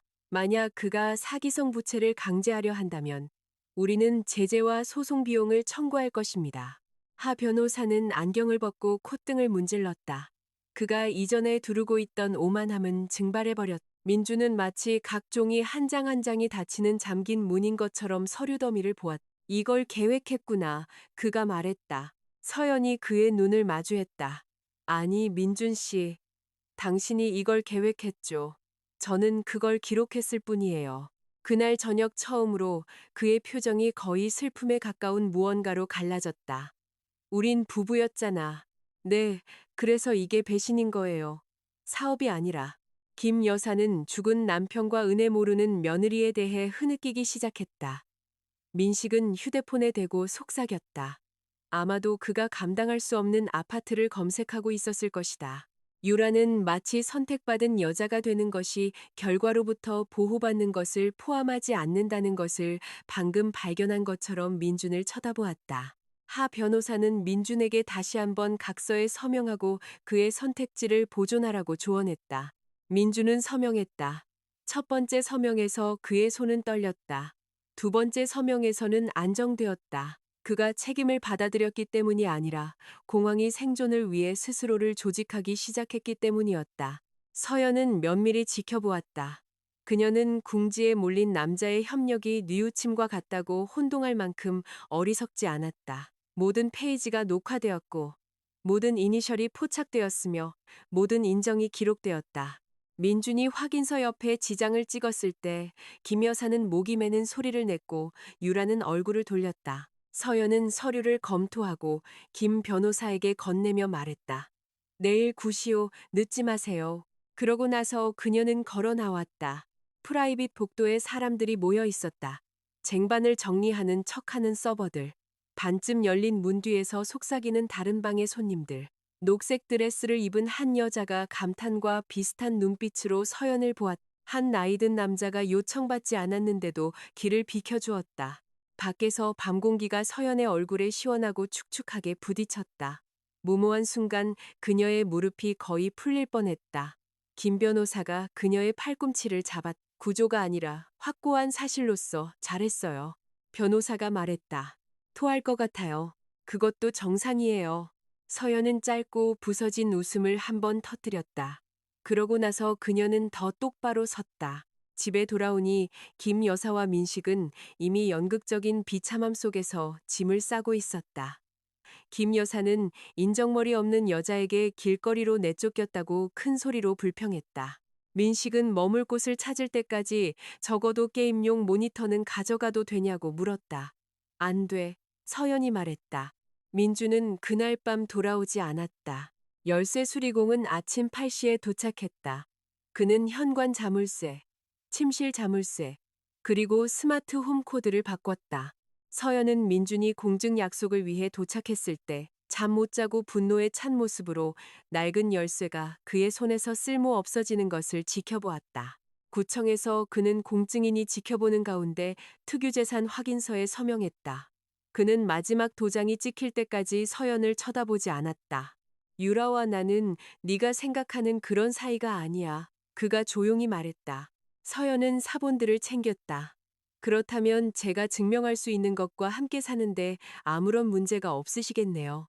일주일 안에 첫 번째 상환금이 부부 공동 계좌로 입금되었다. 그리고 또 다른 금액이 유라는 그녀의 회사를 통해 컨설팅 선금 상환이라는 메모와 함께 2천만 원을 반환했다. 김 변호사는 그 메모를 보고 너무 웃어서 안경을 벗어야 했다. 사람들은 자신들을 보호해준다고 생각하는 언어로 자백하죠. 그녀가 말했다. 서연의 공식적인 이혼 소장은 같은 날 접수되었다. 민준의 반격은 어쨌든 찾아왔다. 그는 정서적 유기를 주장했다. 그는 김 여사와 민식으로부터 서연이 차갑고 일에만 미쳐 있고 가족에게 적대적이었다는 진술서를 제출했다. 그는 가짜 빚이 합법적이라고 주장했다. 그는 서연이 그랜드 청담에서 강압하에 그를 조종하여 서명하게 했다고 암시했다. 그의 변호사는 민준이 안정된 거주지가 없기 때문에 법원의 강남 아파트의 임시 단독 점유를 고려해달라고 요청했다. 김 변호사의 답변은 파괴적이었다. 그녀는 민준이 뺀 혼인관계 서류에 대해 논의하는 녹취록을 첨부했다. 그녀는 더 팰리스 한남 반려 공문을 첨부했다. 그녀는 유라에게 이체된 기록들을 첨부했다. 그녀는 김 여사 자신이 일단 서연이 학군 좋은 아파트를 팔면 그 돈으로 더 좋은 곳으로 이사가고 천이 돈이 두루니 유라 이름을 올려도 된다고 자랑하는 녹음된 진술을 첨부했. 그녀는 김 여사와 민식이 서연의 아파트를 점유한 사진들을 첨부했다. 그녀는 합의 당시의 영상을 첨부했다. 판사는 민준에게 임시 점유를 허가하지 않았다. 첫 변론기일에 민준은 차콜색 정장을 입고 초췌한 얼굴로 도착했다. 유라는 나타나지 않았다. 김 여사는 김 변호사가 증인 소환 가능성을 언급할 때까지 그의 뒤에 앉아 있었다. 그러자 김 여사는 갑자기 병원 예약이 생각났다며 떠났다. 판사는 재산 명시를 명령했고 서연의 특유재산 주장을 보존했으며 양측의 자산 이전 금지를 경고했다. 법정 밖에서 민주는 엘리베이터 근처에서 서연을 붙잡았다. 서연아, 제발, 그가 말했다. 이건 너무 멀리 갔어. 아니요, 그녀가 말했다. 마침내 기록에 남을 만큼 충분히 멀리 간 거예요. 그가 그녀의 팔 쪽으로 손을 뻗었다. 그녀는 뒤로 물러섰다. 김 변호사가 소환된 폭풍처럼 서연의 어깨 옆에 나타났다. 제 의뢰인에게 손대지 마세요. 민준이 손을 내렸다. 사랑했어. 그가 말했다. 서연은 식당에서 냅킨을 들고 유라에게 몸을 숙이며 서류와 미래를 약속하던 남자를 생각했다. 그녀는 굶주린 눈으로 그녀 부모님의 집을 재던 김 여사를 생각했다. 기록은 사람들이 거짓말할 때를 기억한단다라고 말하던 아버지를 생각했다. 아마도요, 서연이 말했다. 하지만 당신은 나에게서 뺏을 수 있는 것을 더 사랑했죠. 엘리베이터가 열렸다. 그녀는 그 없이 안으로 들어갔다. 몇 달 만에 처음으로 문이 닫혔을 때 서연은 거울 벽에 비친 자신의 모습에서 약점을 알아보지 못했다. 그녀는 그 후를 알아보았다. 그것은 다른 것이었다. 제오장, 탐욕의 대가. 사람들은 종종 이혼을 결혼의 끝이라고 말한다. 하지만 서연은 그것이 감사에 더 가깝다는 것을 배웠다. 모든 주장은 추적되어야 했다. 모든 빚은 의심받아야 했다. 모든 다정한 기억은 향수를 벗겨내고 문서와 비교하여 무게를 재야했다. 그녀는 퇴근 후 밤을 김 변호사의 사무장 옆에 앉아 보냈다. 은행 거래 내역서를 분류했다. 가계 지출, 개인 지출, 설명할 수 없는 인출, 유라와 관련된 법인으로의 이체, 알려지지 않은 유령회사로의 이체, 현금 서비스. 한때 성공한 남편의 인상적인 기계장치로 제시되었던 민준의 금융생활은 식욕의 스프레드시트가 되었다. 가짜 빚이 먼저 무너졌다. 두 명의 채권자는 찾을 수 없었다. 한 전화번호는 민식의 옛 직장 동료의 것이었는데 그는 소환장을 받고 공황에 빠져 민준이 결코 사용되지 않을 것이라고 약속한 후 차용증에 서명했다고 실토했다. 또 다른 차용증에는 날짜 부분에 김 여사의 필체가 있었다. 가족 의료 지원 명목으로 이 500만 원이라는 가장 큰 금액의 대출은 돈이 오갔을 당시에 교도소에 있었던 사촌에게 빚진 것으로 되어 있었다. 김 변호사는 제재를 신청했다. 하승우 변호사는 2주 후 민준의 변호인에서 사임했다. 유라는 모든 것과 거리를 두려 했다. 그녀의 부동산 컨설팅 회사는 부적절한 주택담보대출 신청에 관여한 적이 없으며 더 팰리스 한남에 대한 모든 소통은 탐색적인 것이었다는 무미건조한 성명을 발표했다. 그것은 서연의 소환장이 유라의 회사 이메일 아카이브에 도달할 때까지 지속되었다. 그 아카이브는 오만의 금광이었다. 유라는 민준에게 이렇게 썼다. 서연이 팔지 않겠다고 하면 내 어머니를 더 오래 거기 머물게 해. 압박은 가정적인 느낌이 들 때 더 효과적이야. 다른 이메일에서는 이렇게 썼다. 그 낡은 아파트는 그녀가 감상적이라고 생각하기 때문에 중요할 뿐이야. 감상주의를 실용주의로 바꿔. 더 큰 집, 미래의 아이, 늙어가는 내 어머니, 그녀의 아이디어처럼 보이게 만들어. 세 번째 이메일에서 민준이 대출 공개에 대해 걱정하자 유라는 이렇게 답했다. 심사 전에 혼인 상태의 서류가 정리되면 그들은 신경 쓰지 않을 거야. 다들 그렇게 해. 다들. 서연은 김 변호사가 그것을 소리내어 읽었을 때 생각했다. 종종 사람들이 잘못을 평범하게 느끼게 하려고 발명하는 상상의 군대구나. 그러다 유라의 사업은 다른 방향에서 균열이 생겼다. 서연에게는 대학원 시절 전 동료인 이동현이라는 친구가 있었는데 그는 벤처펀드에서 기업 리스크를 담당했. 서연은 그에게 개입해달라고 요청하지 않았다. 그녀는 그에게 공개적으로 이용 가능한 정보들만 보냈다. 유라의 회사들, 협력업체 이름, 주택 특별 공급 제도, 의심스러운 이체 내역. 이틀 후 동현이 전화했다. 서연아, 그가 조심스럽게 말했다. 그 회사들 중 하나가 이미 세무조사를 받고 있는 개발그룹과 연관되어 있어. 괜찮다면 내가 그 공개 기록들을 살펴봐야 할 사람에게 넘겨줄 수 있어. 그렇게 해줘. 서연이 말했다. 유라의 회사가 규제 당국의 조사 통지를 받을 때쯤 민주는 이미 문서로 증명된 1억 5천만 원의 대부분을 부부 공동 계좌로 상환했다. 그는 성과급을 미리 당겨 쓰고 증권 계좌를 청산했으며 유라의 사업에서 회수할 수 있는 만큼 회수했다. 유라는 전화로 그에게 소리쳤다. 민준의 새 변호사가 오디오 폴더를 제대로 검토하지 못한 탓에 우연히 증거로 제출된 녹음 파일에서였다. 당신은 그녀가 조용하다고 했잖아. 유라가 소리쳤다. 당신은 그녀가 쌓아오는 이 돈을 포기할 거라고 했잖아. 민준이 답했다. 네가 그 서류가 통할 거라고 했잖아. 네가 네 아내가 다루기 쉽다고 했으니까. 서연은 한 번 듣고 김 변호사에게 필요하지 않으면 다시 틀지 말아 달라고 요청했다.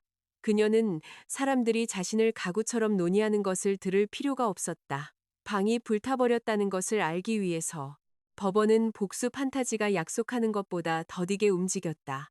변론 준비 기일, 서류 제출 마감일, 중간 명령, 양육권 다툼의 정서적 소모를 동반한 양육권 없는 사건. 하지만 방향은 명확했다. 판사는 서연의 아파트를 부부 공동재산으로 취급하려는 민준의 시도를 반복적으로 기각했다.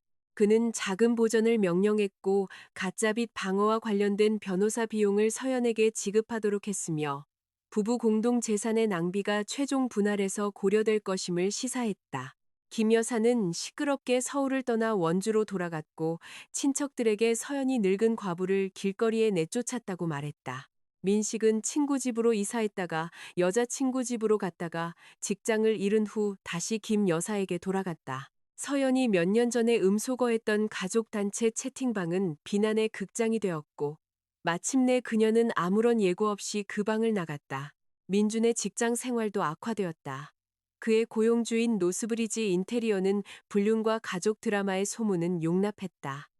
하지만 주택담보대출 규정 준수문의, 소환장, 그리고 지역 본부장이 조사 중인 부동산 중개인의 회사를 통해 돈을 빼돌렸다는 속삭임은 용납하지 않았다.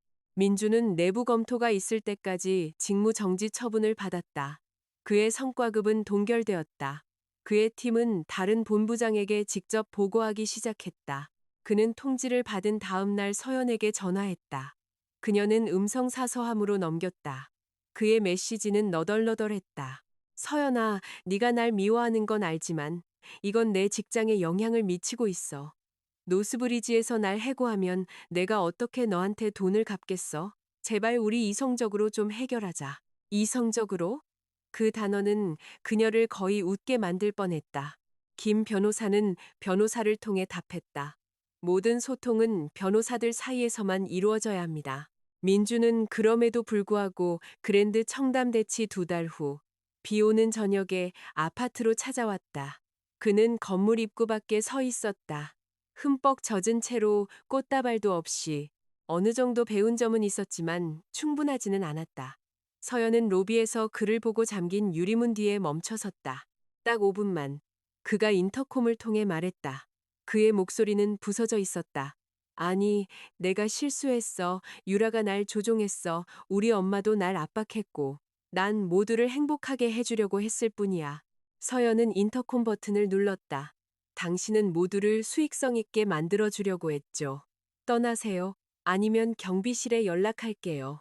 그는 빗줄기 너머로 그녀를 보았고 잠시 동안 그녀는 한때 자정 마감 시간 동안 그녀에게 커피를 가져다 주었던 남자를 보았다. 그녀가 고객 프레젠테이션을 수정하는 동안 그녀의 발을 주물러 주던 남자. 예상보다 덜 아팠다. 그 순간들이 거짓이었기 때문이 아니라 불충분했기 때문이었다. 사람은 부분적으로는 친절할 수 있지만 전체적으로는 여전히 위험할 수 있다. 그는 경비가 도착하기 전에 떠났다. 최종 합의는 소송 제기 후 5개월 만에 이루어졌다. 서연은 아파트를 지켰다. 그녀는 부모님의 유산을 지켰다. 민주는 둘 다 서면으로 인정했다. 반환 이체로 보충되고 민준의 낭비분이 조정된 부부 공동계좌는 서연에게 유리하게 분할되었다. 민주는 일시금으로 재산 분할금과 변호사 비용을 지불했다. 가짜 빚은 철회되었다. 그는 세금 서류를 제외하고는 서연에게 직접 연락하지 않기로 동의했다. 김 여사와 민식은 그들이 어떠한 임차권이나 점유권도 없음을 확인하는 진술서에 서명했다. 이혼 판결문은 수요일에 우편으로 도착했다. 서연은 부엌 식탁에서 그것을 열었다. 음악도 극적인 천둥도 즉각적인 재탄생의 느낌도 없었. 종이는 단지 결혼이 해소되었고 특정 금전적 명령이 집행 가능하다고 명시할 뿐이었다. 그녀는 손가락 하나로 법원 인장을 만졌다. 그러고 나서 차를 끓였다. 그날 저녁 그녀는 길모퉁이 꽃집에서 해바라기를 샀다. 장미도 백합도 아니었다. 해바라기. 빛이 은유가 아니라 습관인 것처럼 부끄럼 없이 밝은 얼굴을 들어 올린 해바라기. 일주일 후 그녀는 새로운 직책을 수락했다. 이동현이 그녀를 더 큰 디자인 및 상업 전략 회사에 소개해 주었는데 그곳은 동부 해안 전역의 지역 고객 파트너십을 관리할 사람이 필요했다. 서연은 망설였다. 이혼 소송은 그녀를 지치게 했다. 새로운 역할은 힘들고 정치적이고 출장이 많고 고위험 협상으로 가득 차 보였다. 그때 채용 담당 임원이 말했다. 당신 추천인들은 당신이 압박 속에서 침착하고 디테일에 무자비하다고 하더군요. 우리에겐 둘 다 필요합니다. 서연은 거의 웃을 뻔했다. 디테일에 무자비한 것이 그녀의 삶을 구했다.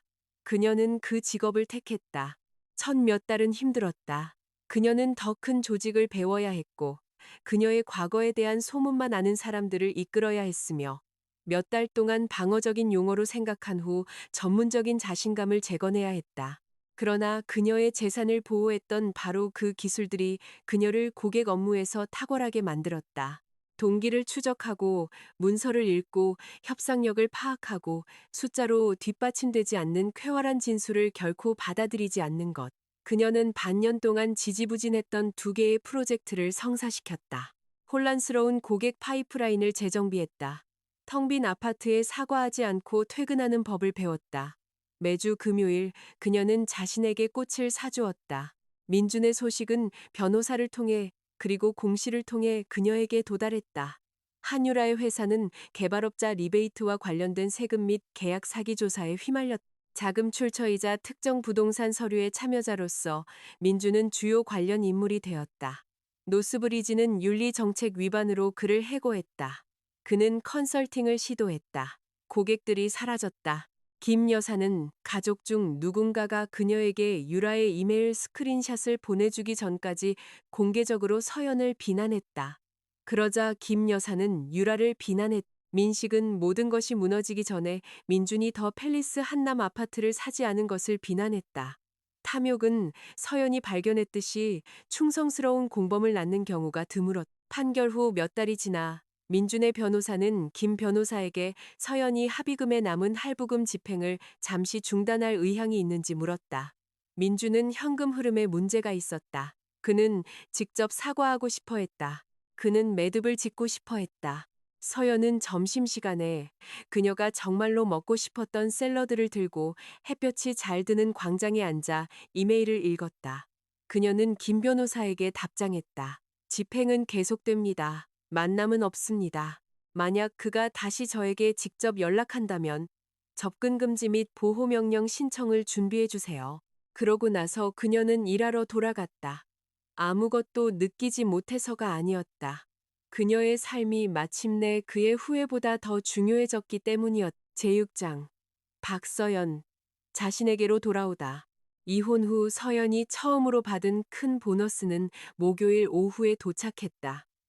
그녀는 새 사무실에 서서 강을 따라 빛나기 시작하는 도시의 불빛을 내려다보고 있었다. 그때 휴대폰이 은행 알림으로 진동했다. 입금 확인 1억 2천만 원. 프로젝트 성과 보너스. 몇 초 동안 그녀는 그저 그 숫자를 쳐다보았다. 그것은 지난 1년 동안 그녀와 관련된 가장 큰 액수는 아니었다. 그녀는 그보다 훨씬 더 가치 있는 아파트를 지켰다. 부부 공동 자금의 반환을 강제했다. 부모님의 유산을 보존했다. 그러나 이 돈은 다르게 느껴졌다. 아무도 그녀에게 남겨주거나 그녀에게서 숨기거나 그녀를 통해 가져가려 하지 않았기 때문이다. 그녀는 성인으로서 최악의 한 해를 보낸 후 자신의 노력으로 그것을 벌었다. 그녀의 책상에는 아버지가 진단받기 전 메인으로 여행 갔을 때 찍은 부모님의 액자 사진이 놓여 있었다. 둘 다 거친 해안바람을 맞으며 웃고 있었다. 그 옆에는 해바라기 꽃병이 서 있었다. 그 노란 얼굴들은 약간 혼란스러웠고 우아함을 거부했다. 서연은 사진을 만졌다.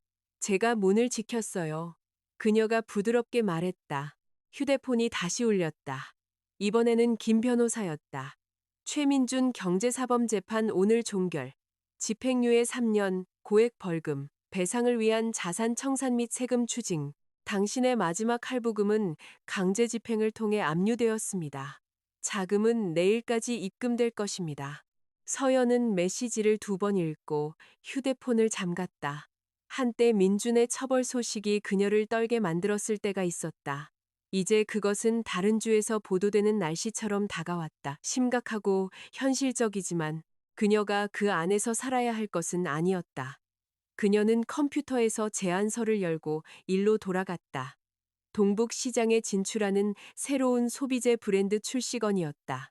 복잡한 물류, 공격적인 일정, 열정이 규정 준수를 대체할 수 있다고 믿는 남성들로 가득 찬 이 사회. 서연은 사람들이 여성이 부드럽게 거절할 것이라고 기대하는 방에서 아니오라고 말하는데 아주 능숙해졌다. 6시에 그녀의 비서가 노크했다. 박 팀장님, 강지훈이라는 분이 오셨습니다. 약속은 없으시지만 아마 만나주실 거라고 하시네요. 꽃이 아니라 파일을 가져오셨습니다. 서연은 자신도 모르게 미소 지었다. 강지훈은 몇 달 전 이동현이 프라이빗 티룸 모임에서 소개해준 투자자였다. 그는 40대 초반, 이혼했고 자녀는 없었으며 사람을 판단하기 전에 계약 조건을 먼저 읽는데 익숙한 사람의 차분한 매너를 가졌다. 이동현의 아내는 분명히 그 소개가 사적인 목적이길 의도했다. 서연은 그것을 그런 식으로 받아들이기를 거부했다. 강지훈은 그 경계를 너무나 쉽게 받아들여서 그녀는 그가 노력하지 않았기에 그를 더 좋아하게 되었다. 그들은 그 이후로 업계 행사에서 마주쳤다. 그는 그녀에게 시장, 리스크, 그리고 때로는 책에 대해 이야기했다. 그는 그녀가 데이트할 준비가 되었는지 셔묻지 않았다. 그는 그녀의 아파트를 자산으로 보거나 그녀의 독립을 도전으로 보지 않았다. 들여보내세요. 서연이 말했다. 강지훈은 남색 폴더와 약간 미안한 미소를 지으며 들어왔다. 실례인 줄 압니다. 바쁘시면 비서에게 맡기고 가겠습니다. 파일을 가져오셨다고 하니 자동으로 꽃보다 우선순위입니다. 그는 웃으며 그녀의 책상 맞은편 의자에 앉았다. 파일은 그의 펀드가 인수를 평가하고 있던 지역 가구 브랜드에 관한 것이었다. 실사 중에 강지훈의 팀은 창업자의 남편이 겹겹이 쌓인 차명 소유와 특수관계자 거래를 통해 부부 공동 재산과 사업 가치를 해외로 빼돌리고 있다는 것을 발견했다. 창업자인 모니카, 우라는 여성은 이를 모르는 듯했다. 그녀는 여전히 운영을 관리하는 동안 남편은 브랜드를 깨끗이 벗겨내고 떠날 준비를 하고 있었다. 서연은 차트를 훑어보았다. 유령 회사, 공급업체 가격 부풀리기, 대출 보증 준비되었지만 아직 서명되지 않은 배우자 동의서, 너무나 익숙해서 따뜻한 사무실에도 불구하고 오싹함을 느끼는 패턴이었다. 왜 이걸 저에게 가져오셨어요? 그녀가 물었다.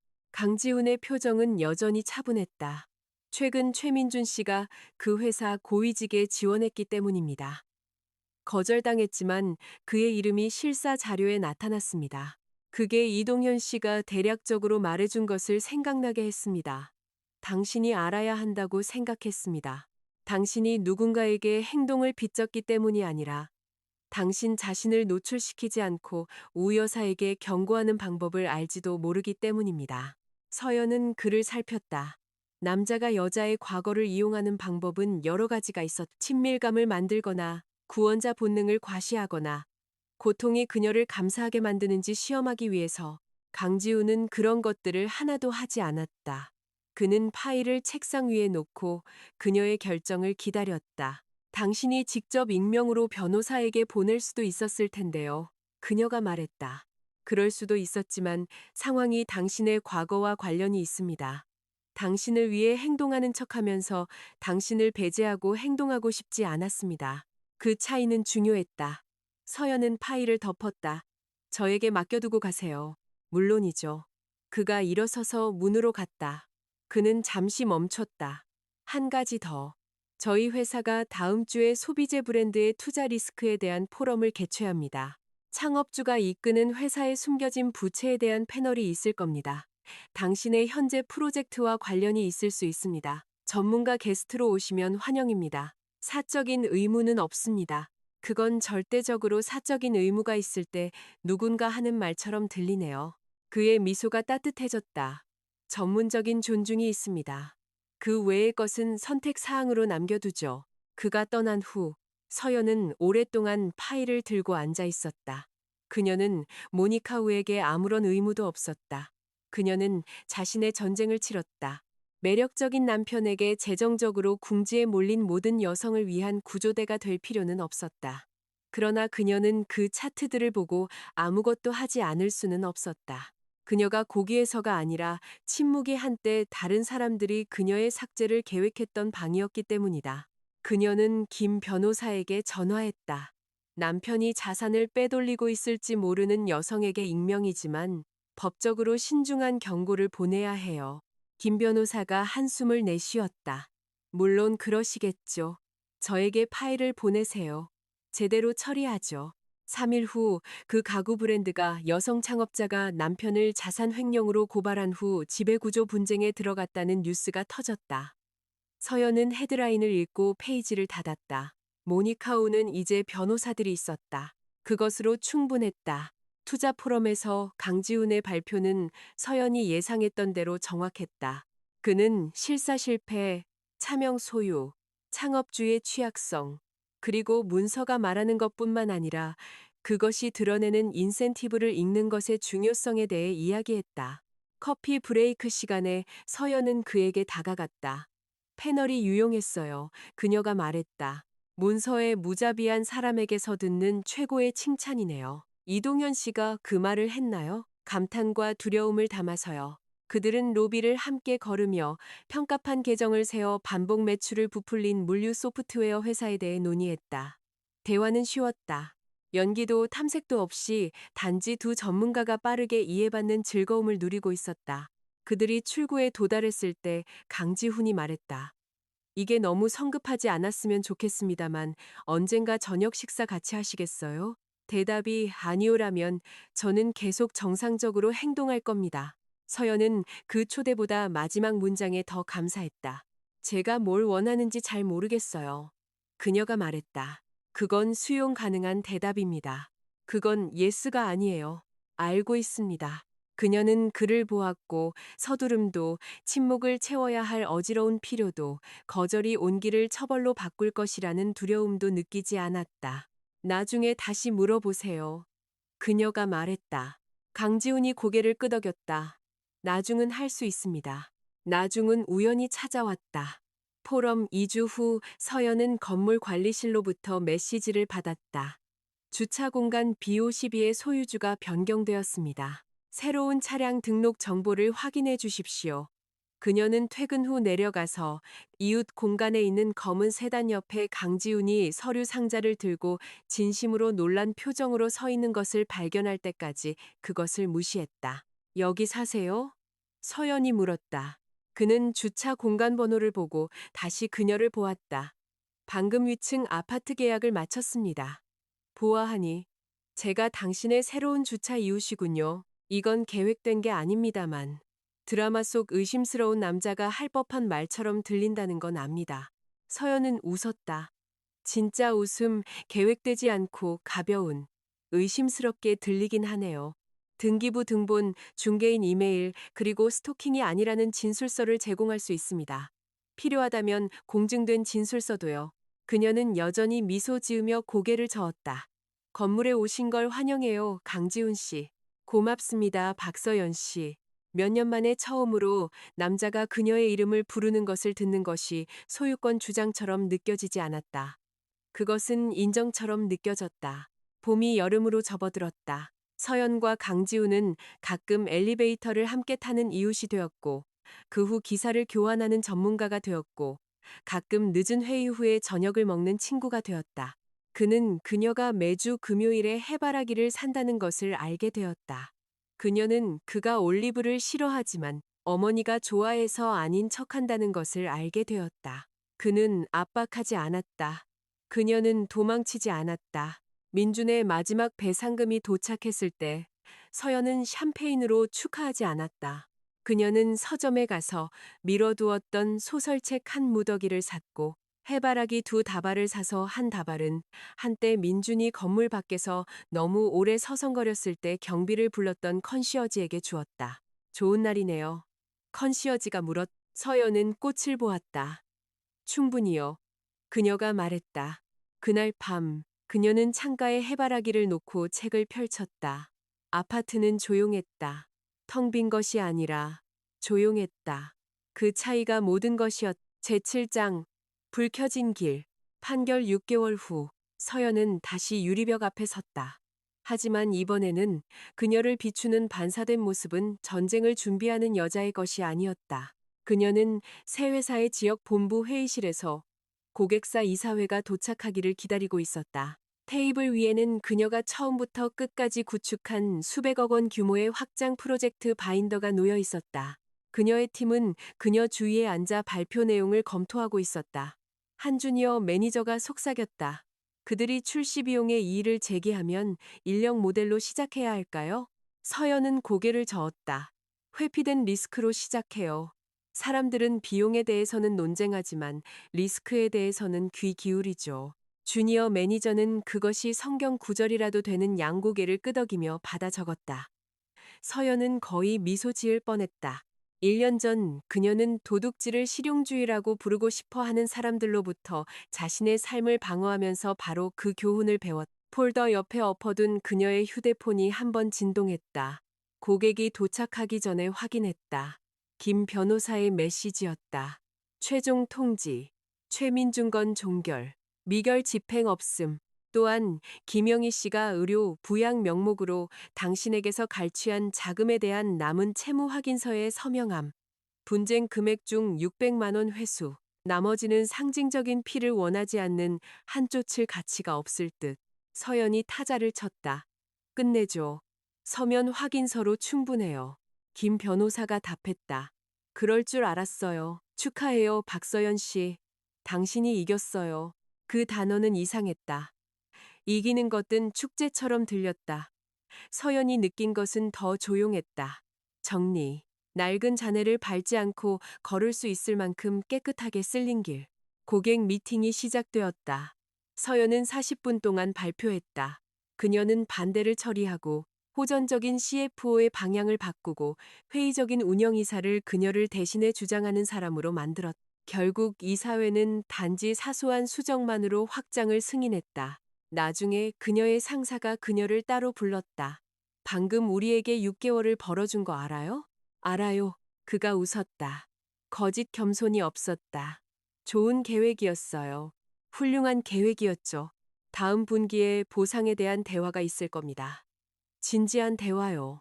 서연은 그에게 감사 인사를 하고 사무실로 돌아왔다.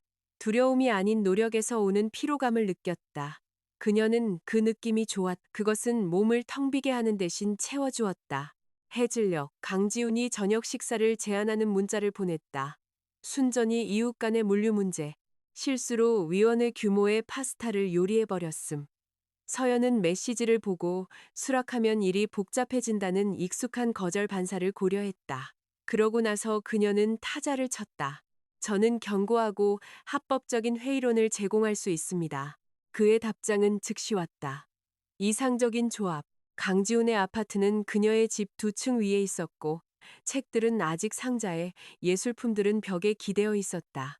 그는 한쪽 소매를 걷어 올리고 손목에 밀가루를 묻힌 스웨터를 입고 문을 열었다. 파스타의 정교함을 과장했을지도 모릅니다. 그가 말했다. 소스를 직접 만들었어요? 병 2개를 열고 당신을 속이기 위해 바지를 추가했습니다. 야심찬 사기네요. 전적으로 의존하기 전에 완전히 공개합니다. 그들은 그의 부엌 아일랜드에서 식사했다. 식탁은 파일로 덮여 있었기 때문이다. 대화는 이래서 책으로 끔찍한 어린 시절 머리 스타일로 옮겨갔다. 서연은 아버지가 모든 집 문서를 색깔별 탭으로 분류했던 이야기를 했다. 강지훈이 말했다. 그분을 좋아했을 것 같네요. 서연은 그것이 예상만큼 아프지 않다는 것을 알았다. 나중에 접시 치우는 것을 도우면서 그녀는 그가 창턱에 작은 해바라기 꽃병을 놓아둔 것을 알아차렸다. 그녀는 멈췄다. 강지훈이 그녀의 시선을 보았다. 너무 과했나요? 아니요. 무언가를 주장하려고 산 건 아닙니다. 꽃집을 지나가다가 당신의 금요일 습관이 그것들이 나타나는 유일한 시간이어서는 안 된다고 생각했습니다. 하지만 만약 그게 의식을 침범하는 것처럼 느껴진다면 다시는 그러지 않겠습니다. 서연은 꽃잎 하나를 가볍게 만졌다. 사려 깊게 느껴져요. 그녀가 말했다. 그의 표정이 부드러워졌지만 그는 더 가까이 다가오지 않았다. 시간이 지나면서 그 절제는 신뢰가 숨쉴 수 있는 공간이 되었다. 그들은 서두르지 않았다. 서연은 새로운 남자의 관심으로 다시 태어난 여자가 아니었다. 그녀는 이제 그런 버전의 이야기를 싫어했다. 그녀는 법, 일, 돈, 자물쇠, 친구, 꽃, 잠, 그리고 자신의 판단이 신뢰할 수 있다는 재발견을 통해 재건했다. 강지훈은 그 재건된 삶의 각 방으로 초대받기를 기다리는 손님처럼 들어왔다. 그녀가 마침내 물류로 위장하지 않은 저녁 식사에 예라고 말했을 때 그들은 개인실도 없고 너무 시끄러운 작은 식당으로 갔다. 서연은 그곳이 그랜드 청담과 전혀 닮지 않았기 때문에 선택했다. 강지호는 그녀의 전체 이야기를 묻지 않았다. 그는 충분히 알고 있었다. 언젠가 아마도 그녀는 그에게 전부 말해줄 것이다. 아니면 공개된 부분과 조용한 경계만으로도 충분할 것이다. 사랑은 그녀가 배웠듯이 누군가의 고통을 소비할 권리가 아니었다. 그 겨울 민주는 한 번 더 그녀에게 연락을 시도했다. 메시지는 그녀가 단지 몇 개의 기록 문서와 연결되어 있어서 확인하는 오래된 이메일 계정으로 왔다. 그의 제목은 간단했다. 미안해. 서연은 3일 동안 열어보지 않았다. 마침내 열었을 때 메시지는 예상보다 짧았다. 민주는 직장을 잃었고 유라의 계략에서 자신의 역할에 대한 책임을 졌으며 집행유예의 일부로 법원 명령금융 준수 프로그램에 들어갔다고 썼다. 그는 김 여사가 그에게 돈을 요구할 때를 제외하고는 더 이상 그와 이야기하지 않는다고 썼다. 민식은 이사 갔다. 자신의 혐의에 직면한 유라는 모든 서류에서 그를 비난했다. 그는 사랑을 권리와 가족을 착취와 혼동했다고 썼다. 그는 만나자고 요청하지 않았다. 그는 용서를 구하지 않았다. 그는 이렇게 끝맺었다. 그 결혼에서 집이 무엇을 의미하는지 이해했던 유일한 사람은 당신이었어. 당신의 집을 담보로 바꾸려 했던 것 미안해. 서연은 잠시 이메일을 들고 앉아 있었다. 그러고 나서 기록 보관을 위해 김 변호사에게 전달하고 보관 처리했다. 그녀는 답장할 필요를 느끼지 못했. 모든 사과가 문을 열어줄 자격이 있는 것은 아니었다. 다음 날 아침, 그녀는 출근 전에 부모님이 예전에 좋아하시던 공원으로 차를 몰았다. 밤새 비가 내려 길이 깨끗했다. 그녀는 초등학교로 향하는 아이들 옆을 걸었다. 그 학교가 민준의 가족에게 아파트를 그렇게 가치 있게 만들었고 그녀의 부모님에게는 그렇게 의미 있게 만들었던 곳. 어머니는 한때 좋은 학교가 중요한 이유는 아이들이 가능성 근처에서 자라야 하기 때문이라고 말했다. 서연은 이제 어른들에게도 학군이 필요하다고 생각했다. 더 나은 미래가 자랄 수 있는 경계. 길 끝에서 그녀는 부동산 관리인에게 전화해서 아파트 보험을 갱신했다. 그러고 나서 재무설계사에게 전화해서 퇴직연금 기여금을 늘렸다. 작고 낭만적이지 않고 강력한 행동들. 소유권은 단지 등기부 등본만이 아니었다. 그것은 유지 보수였다. 몇 달 후 서연은 이번에는 연사로서 또 다른 업계 포럼에 참석했다. 그녀의 주제는 성장 파트너십에 숨겨진 부채였다. 그녀는 재무 실사, 특수관계자 리스크, 그리고 유형 자산이 관련된 경우 비공식적인 확신을 신뢰하는 것의 위험에 대해 이야기했다. 그녀는 민준을 언급하지 않았다. 그럴 필요가 없었다.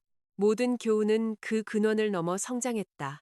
질의응답 시간에 한 젊은 여성이 물었다. 감정적으로는 중요해 보이지만 재정적으로는 위험한 거래에서 언제 떠나야 하는지 어떻게 아나요? 서연은 청중을 보았다. 잠시 동안 그녀는 식당 문 냅킨을 든 민준의 손, 미소 짓는 유라, 그녀의 집을 재는 김 여사를 보았다. 그러고 나서 그녀는 자신의 사무실, 해바라기, 부모님의 사진, 그녀의 성공의 어떤 부분도 주장하지 않고 세 번째 줄에서 듣고 있는 강지훈을 보았다. 상대방이 당신에게 문서 요청을 그만두라고 요구하는 순간을 찾으세요. 서연이 말했다. 그게 보통 진실이 시작되는 순간입니다. 방 안이 조용해졌다. 그러자 팬들이 움직이기 시작했다. 패널이 끝난 후 강지우는 출구 근처에서 그녀를 만났다. 디테일에 무자비하군요. 그가 말했다. 여전히 두려운가요? 두려운 것보다 감명받았어요. 약간 두렵고요. 건강한 양이죠. 그들은 맑은 저녁 속으로 함께 걸어나갔다. 도시는 그들 주위로 뻗어 있었다. 창문들은 불이 켜지고 교통은 밝고 하늘은 파랗게 깊어지고 있었다. 강지우는 손바닥을 위로 향하게 하여 소유가 아닌 질문으로써 손을 내밀었다. 서연은 그것을 보았다. 그러고 나서 그녀는 그의 손에 자신의 손을 얹었. 천둥도 부풀어 오르는 음악도 너무 일찍 말해진 영원의 약속도 없었다. 단지 따뜻하고 존중하며 현재에 존재하고 그녀가 원할 때 언제든지 놓을 수 있다는 암만이 있었다. 그녀는 놓지 않았다. 집으로 가는 길에 서연은 빨간 신호등에서 멈춰서서 백미러에 비친 자신의 얼굴을 보았다. 돌아보는 여자는 스트레스와 웃음으로 생긴 주름이 있었다. 그녀의 눈은 맑았다. 조수석에는 또 다른 주요 프로젝트에 서명된 계약서가 놓여 있었다. 점심시간에 산책 한 무더기와 그녀가 직접 샀기 때문에 강지훈이 사주지 않은 작은 해바라기 부케. 그녀 뒤에, 아주 멀리 뒤에 사람들이 그녀를 재산, 침묵, 그리고 서명으로 축소시키려 했던 방들이 있었다. 앞에서 신호등이 초록색으로 바뀌었다. 서연은 앞으로 나아갔다. 회의 한 달 후, 서연은 김 변호사가 지원하는 재정적으로 학대적인 결혼을 떠나는 여성들을 위한 법률 클리닉에서 분기별로 한 번씩 자원봉사를 시작했다. 그녀는 법률 조언을 하지 않았다. 변호사가 아니었다. 그녀는 문을 열어두는 문서들이라는 작은 실용 워크숍을 가르쳤다. 처음으로 그녀가 커뮤니티룸에서 12명의 여성 앞에 서서 별도 계좌, 부동산 기록, 클라우드 백업, 그리고 사과하지 않고 은행 거래 내역서를 요청하는 방법에 대해 설명했을 때 그녀의 목소리는 거의 나오지 않았다. 말하는 것이 두려워서가 아니었다. 모든 얼굴이 그날 밤의 시작에 있던 자기 자신의 버전처럼 보였기 때문이다. 피곤하고 경계하고 자유롭게 이용 가능했어야 할 정보가 필요하다는 것에 부끄러워하는 한 여성이 물었다. 모두가 제가 유난 떤다고 하면 어떡하죠? 서연은 그녀를 그 여자의 무릎에 꽉 쥔 값싼 노트를 보고 조심스럽게 대답했다. 당신의 혼란으로부터 이익을 얻는 사람들은 항상 명확함을 유난이라고 부를 겁니다. 그럼에도 불구하고 기록을 보관하세요. 나중에 김 변호사가 커피 머신 옆에 서서 말했다. 방금 그 문장이 누군가의 1,000만 원을 구해줬을지도 몰라요. 겨우 1,000만 원이요? 서연이 물었다. 보수적인 추정치죠. 클리닉은 그녀 삶의 일부가 되었다. 고통의 기념비로서가 아니라 경험이 도구로 전환될 수 있다는 증거로서 그녀는 여성들에게 자신의 전체 이야기를 하지 않았다. 그럴 필요가 없었다. 중요한 것은 그녀가 그들에게 건네준 체크리스트였다. 등기부 등본, 임대차 계약서, 은행 계좌, 세금 신고서, 비밀번호, 수익자 양식, 비상연락처, 신뢰할 수 있는 변호인. 그녀 아버지의 오랜 교훈이 성인기로 번역되었다. 사람을 사랑하되 기록은 남겨둬. 기록은 사람들이 거짓말할 때를 기억한단다. 그랜드 청담에서의 그 밤 기념일에 서연은 슬픔으로 그날을 기념하지 않았다. 그녀는 김 변호사, 이동현, 그리고 강지훈을 포함한 몇몇 친구들을 저녁 식사에 초대했다. 그들은 종이 냅킨과 끔찍한 주차 공간이 있는 붐비는 곳에서 시끄러운 음식을 먹었다. 아무도 생존을 위해 건배하지 않았다. 아무도 그녀가 용감하다고 말하지 않았다. 그들은 일, 책, 나쁜 영화, 그리고 이동현에게가 그의 새 여자친구를 감정적으로 조종하고 있는지에 대해 이야기했다. 그것은 가장 호화로운 의미에서 평범했다. 서연이 집에 돌아왔을 때 그녀는 자물쇠를 바꾼 후 샀던 파란색 그릇에 열쇠를 놓았다. 아파트는 여전히 그녀의 것이었다. 침묵은 여전히 그녀의 것이었다.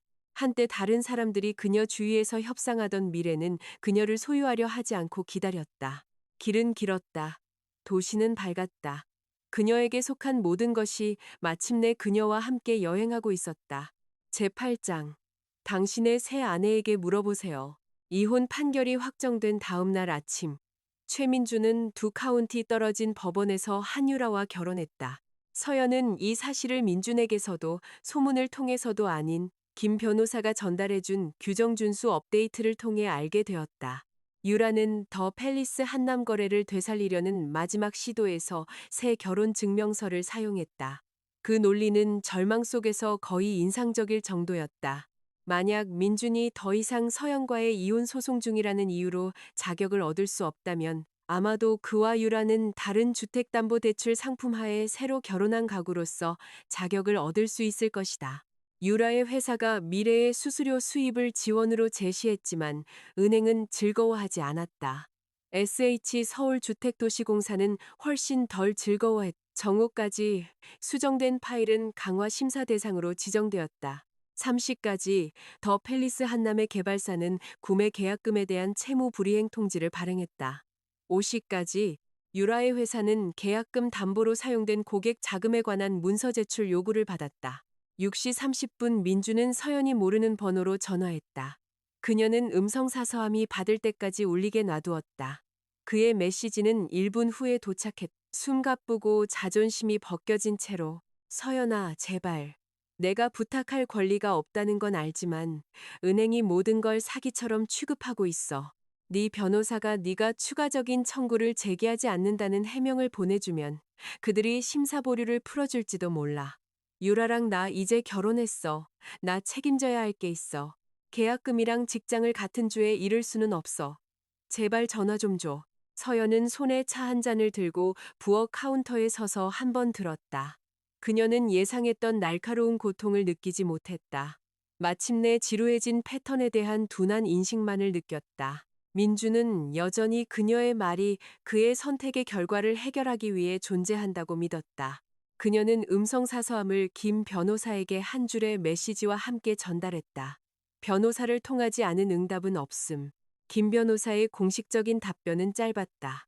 박서연 씨는 그녀의 문서화된 주장을 최소화하거나 철회하는 어떠한 진술도 제공하지 않을 것입니다. 모든 기관의 검토는 자체 기록에 따라 진행될 수 있습니다. 민주는 그날 밤 다시 전화했다. 그러자 유라가 모르는 번호로 전화했다. 목소리는 거짓 공손함 아래 깨질 듯했다. 서연 씨, 여자 대 여자로 얘기해요. 우리가 당신에게 상처 준 거 알아요. 하지만 이건 우리 둘 다 망하게 할 거예요. 당신은 당신 아파트도 가졌고 돈도 가졌잖아요. 뭘 더 원해요? 서연은 스스로에게 놀라며 대답했다. 조용한 저녁이요. 다시는 전화하지 마세요. 유라가 날카롭게 숨을 들이마셨다. 즐기고 있군요. 아니요. 그럼 왜 도와주지 않는 거죠? 서연은 창턱에 해바라기를 보았다. 이제 당신이 그의 아내니까요. 당신 남편에게 구해달라고 하세요. 아니면 왜 당신의 새 결혼이 살아남기 위해 제 침묵이 필요했던 남자와 결혼했는지 스스로에게 물어보세요. 그녀는 전화를 끊고 번호를 차단했다. 그 문장은 그녀가 의도했던 것보다 더 멀리 퍼져나갔다. 유라는 더 팰리스 한남 중개인이었들은 말다툼 중에 민준에게 그 말을 반복했다. 중개인은 친구에게 그것을 반복했다. 그 친구는 부유한 바보들에 대한 이야기가 서류보다 더 빨리 퍼지는 법률 관련 사무실에서 일했다. 일주일 안에 그 문구는 서연이 결코 들어가지 않는 서클에서 사무실 농담이 되었다. 당신의 새 아내에게 물어보세요. 민주는 그의 새 아내에게 물었다. 유라는 그에게 줄 돈이 없었다.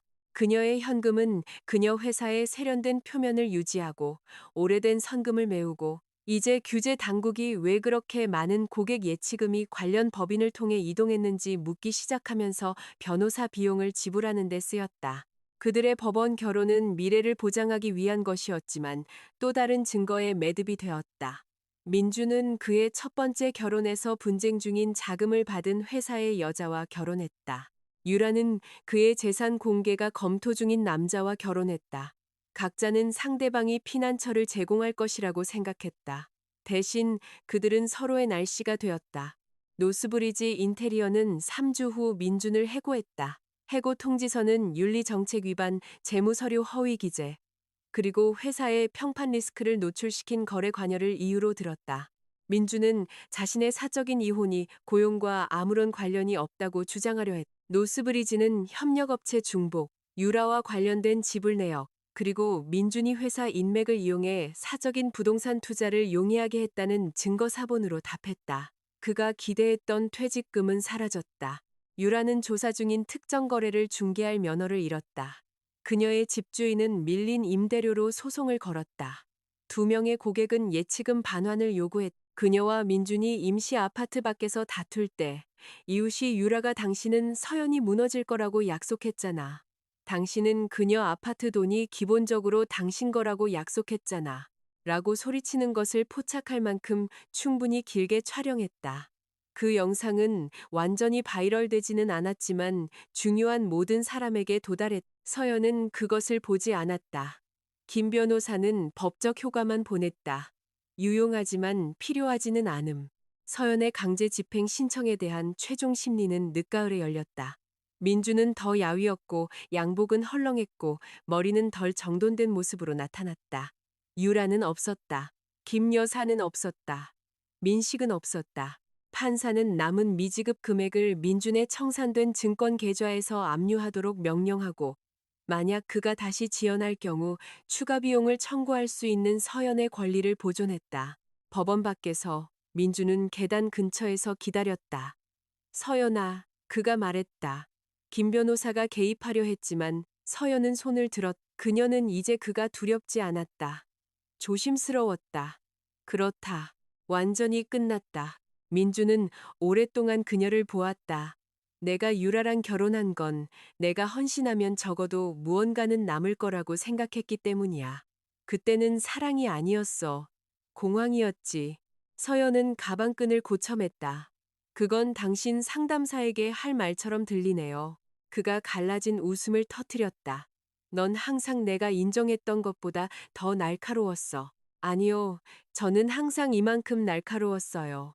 당신이 훔치고 싶었던 것에 너무 가까이 서 있어서 그 날카로움을 눈치채지 못했을 뿐이죠. 그가 고개를 숙였다. 내 부모님 아파트에 대해서, 내 돈에 대해서, 유라에 대해서, 그 모든 것에 대해서 미안해. 당신이 일이 이렇게 끝난 것을 미안해한다고 믿어요. 그게 다야? 서연은 신중하게 생각했다. 그녀는 언어를 값싸게 넘겨주지 않는 법을 배웠다. 아니요, 그녀가 말했다. 당신이 한 일의 일부를 후회한다고 믿어요. 하지만 후회는 상환이 아니고 수리도 아니에요. 상환은 법원에서 처리하고 있고 수리는 더 이상 당신의 일이 아니고요. 그가 붉어진 눈으로 올려다보았다. 나를 미워하지 않고 생각할 수 있는 날이 올까? 이미 그럴 수 있어요. 끔찍하고 벌거벗은 희망이 깜빡였다. 서연이 끝맺었다. 대부분은 당신을 전혀 생각하지 않아요. 그것은 그가 준비하지 않았던 타격이었다. 분노는 그를 중심에 두었을 것이다. 증오는 그가 여전히 그녀 안에 방을 차지하고 있다는 것을 의미했을 것이다. 무관심은 그에게 건물이 철거되었다는 것을 보여주었다. 서연은 법원 계단을 내려가 뒤돌아보지 않았다. 겨울은 깨끗하고 밝게 왔다. 그녀의 일은 확장되었다. 그녀의 아파트는 그녀의 것으로 남았다. 그녀 부모님의 유산은 그녀가 선택한 수혜자들과 함께 다각화된 계좌로 옮겨졌다. 그녀는 민식이 손상시킨 낡은 서재 가구를 교체하고 그 방을 도서관과 홈오피스로 바꿨다. 그녀가 그곳에서 처음 일했던 밤, 비가 창문을 두드리고 라디에이터가 쉭소리를 냈고 그녀는 더 이상 복도에서 발소리를 듣지 않는다는 것을 깨달았다. 강지우는 중심이 되지 않으면서 꾸준한 존재가 되었다. 그는 그녀가 도서관을 재정리할 때 무거운 상자들을 날랐고 그녀가 어떤 형태로든 보상을 주장했기 때문에 포장 만두로 지불을 받았다. 그는 김 변호사의 클리닉에서 열린 그녀의 워크숍에 참석했고 학생처럼 필기하며 뒤에 앉았다. 클리닉의 한 여성이 나중에 서연에게 인생이 정말로 다시 정상이 되냐고 물었을 때 서연은 솔직하게 대답했다. 이전의 정상이 아니라 만약 당신이 의도적으로 그것을 만든다면 더 나은 정상이요. 새해 전야. 서연은 작은 저녁 식사를 주최했다. 김 변호사가 왔다. 이동현과 그의 아내가 왔다. 강지훈은 그가 빵집에서 샀다고 주장했지만 한쪽이 기울어져 있어 분명히 직접 만든 오렌지 케이크를 들고 왔다. 자정에 불꽃놀이가 그녀의 창문 너머 도시 위로 터졌다. 아무도 새로운 시작에 대해 연설하지 않았다. 그들은 단지 잔을 들고 함께 서 있었고 아파트는 김 여사와 민식이 모든 구석을 차지했을 때와는 다른 방식으로 가득 찬 느낌이었다. 손님들이 떠난 후 강지우는 설거지를 도왔다. 있잖아요. 그가 접시를 닦으며 말했다. 처음 만났을 때 이동현 씨가 저한테 당신을 과소평가하지 말라고 경고했어요. 그랬어요? 약 3초 동안요. 그러다 당신이 우선주 조항에 대한 제 해석을 바로잡아줬고 저는 회복했죠. 서연이 웃었다. 그가 수건을 내려놓았다. 즉각적인 대답을 요구하지 않고 뭐 하나 물어봐도 될까요? 그게 청혼인지에 따라 달라지죠. 그의 눈이 커졌다. 아니요, 맙소사. 저는 자살 충동이 없어요. 저녁 식사 먼저, 많은 저녁 식사, 동의서, 아마도 위원회 검토까지요. 그녀는 몇 달 만에 가장 크게 웃었다. 그가 미소 짓고는 진지해졌다. 저는 그 저녁 식사 단계를 밟고 싶은지 물어보려던 참이었습니다. 이동현 씨가 원해서가 아니라 제가 위층에 살아서가 아니라 제가 당신을 좋아하고 제가 이상하게 변하지 않고 아니오를 받아들일 수 있기 때문입니다. 서연은 그녀가 되찾은 부엌 건너편에서 그를 보았다. 한때 사랑은 그녀에게 폭풍처럼 긴급하고 소모적이며 죄책감 없이 거절할 수 없는 것으로 제시되었다. 강지우는 그것을 너머에 빛이 있는 열어둔 문처럼 제안했다. 네, 그녀가 말했다. 그가 눈을 깜빡였다. 저녁 식사요. 저녁 식사요. 야심을 갖지 마세요. 결코 허가된 범위를 넘지 않습니다. 첫 번째 저녁 식사는 간단했다. 두 번째는 덜 조심스러웠다. 세 번째는 그가 그래도 될까요? 라고 묻고 마치 그것이 중요하기 때문에 그녀의 대답을 기다린 후 그녀의 아파트 문 밖에서 부드럽고 서두르지 않는 키스로 끝났다. 몇 달 후 서연이 김 변호사에게 강지훈을 만나고 있다고 말했을 때 김 변호사는 단지 이렇게 말했다.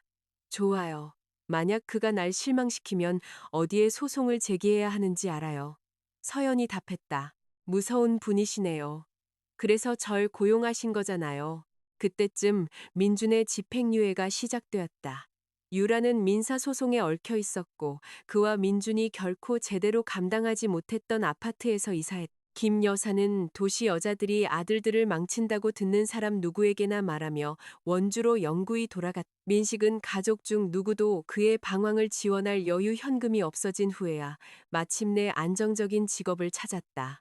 그들의 삶은 그들이 상상했던 것보다 더 작고 비열하게 계속되었. 서연의 삶도 계속되었다.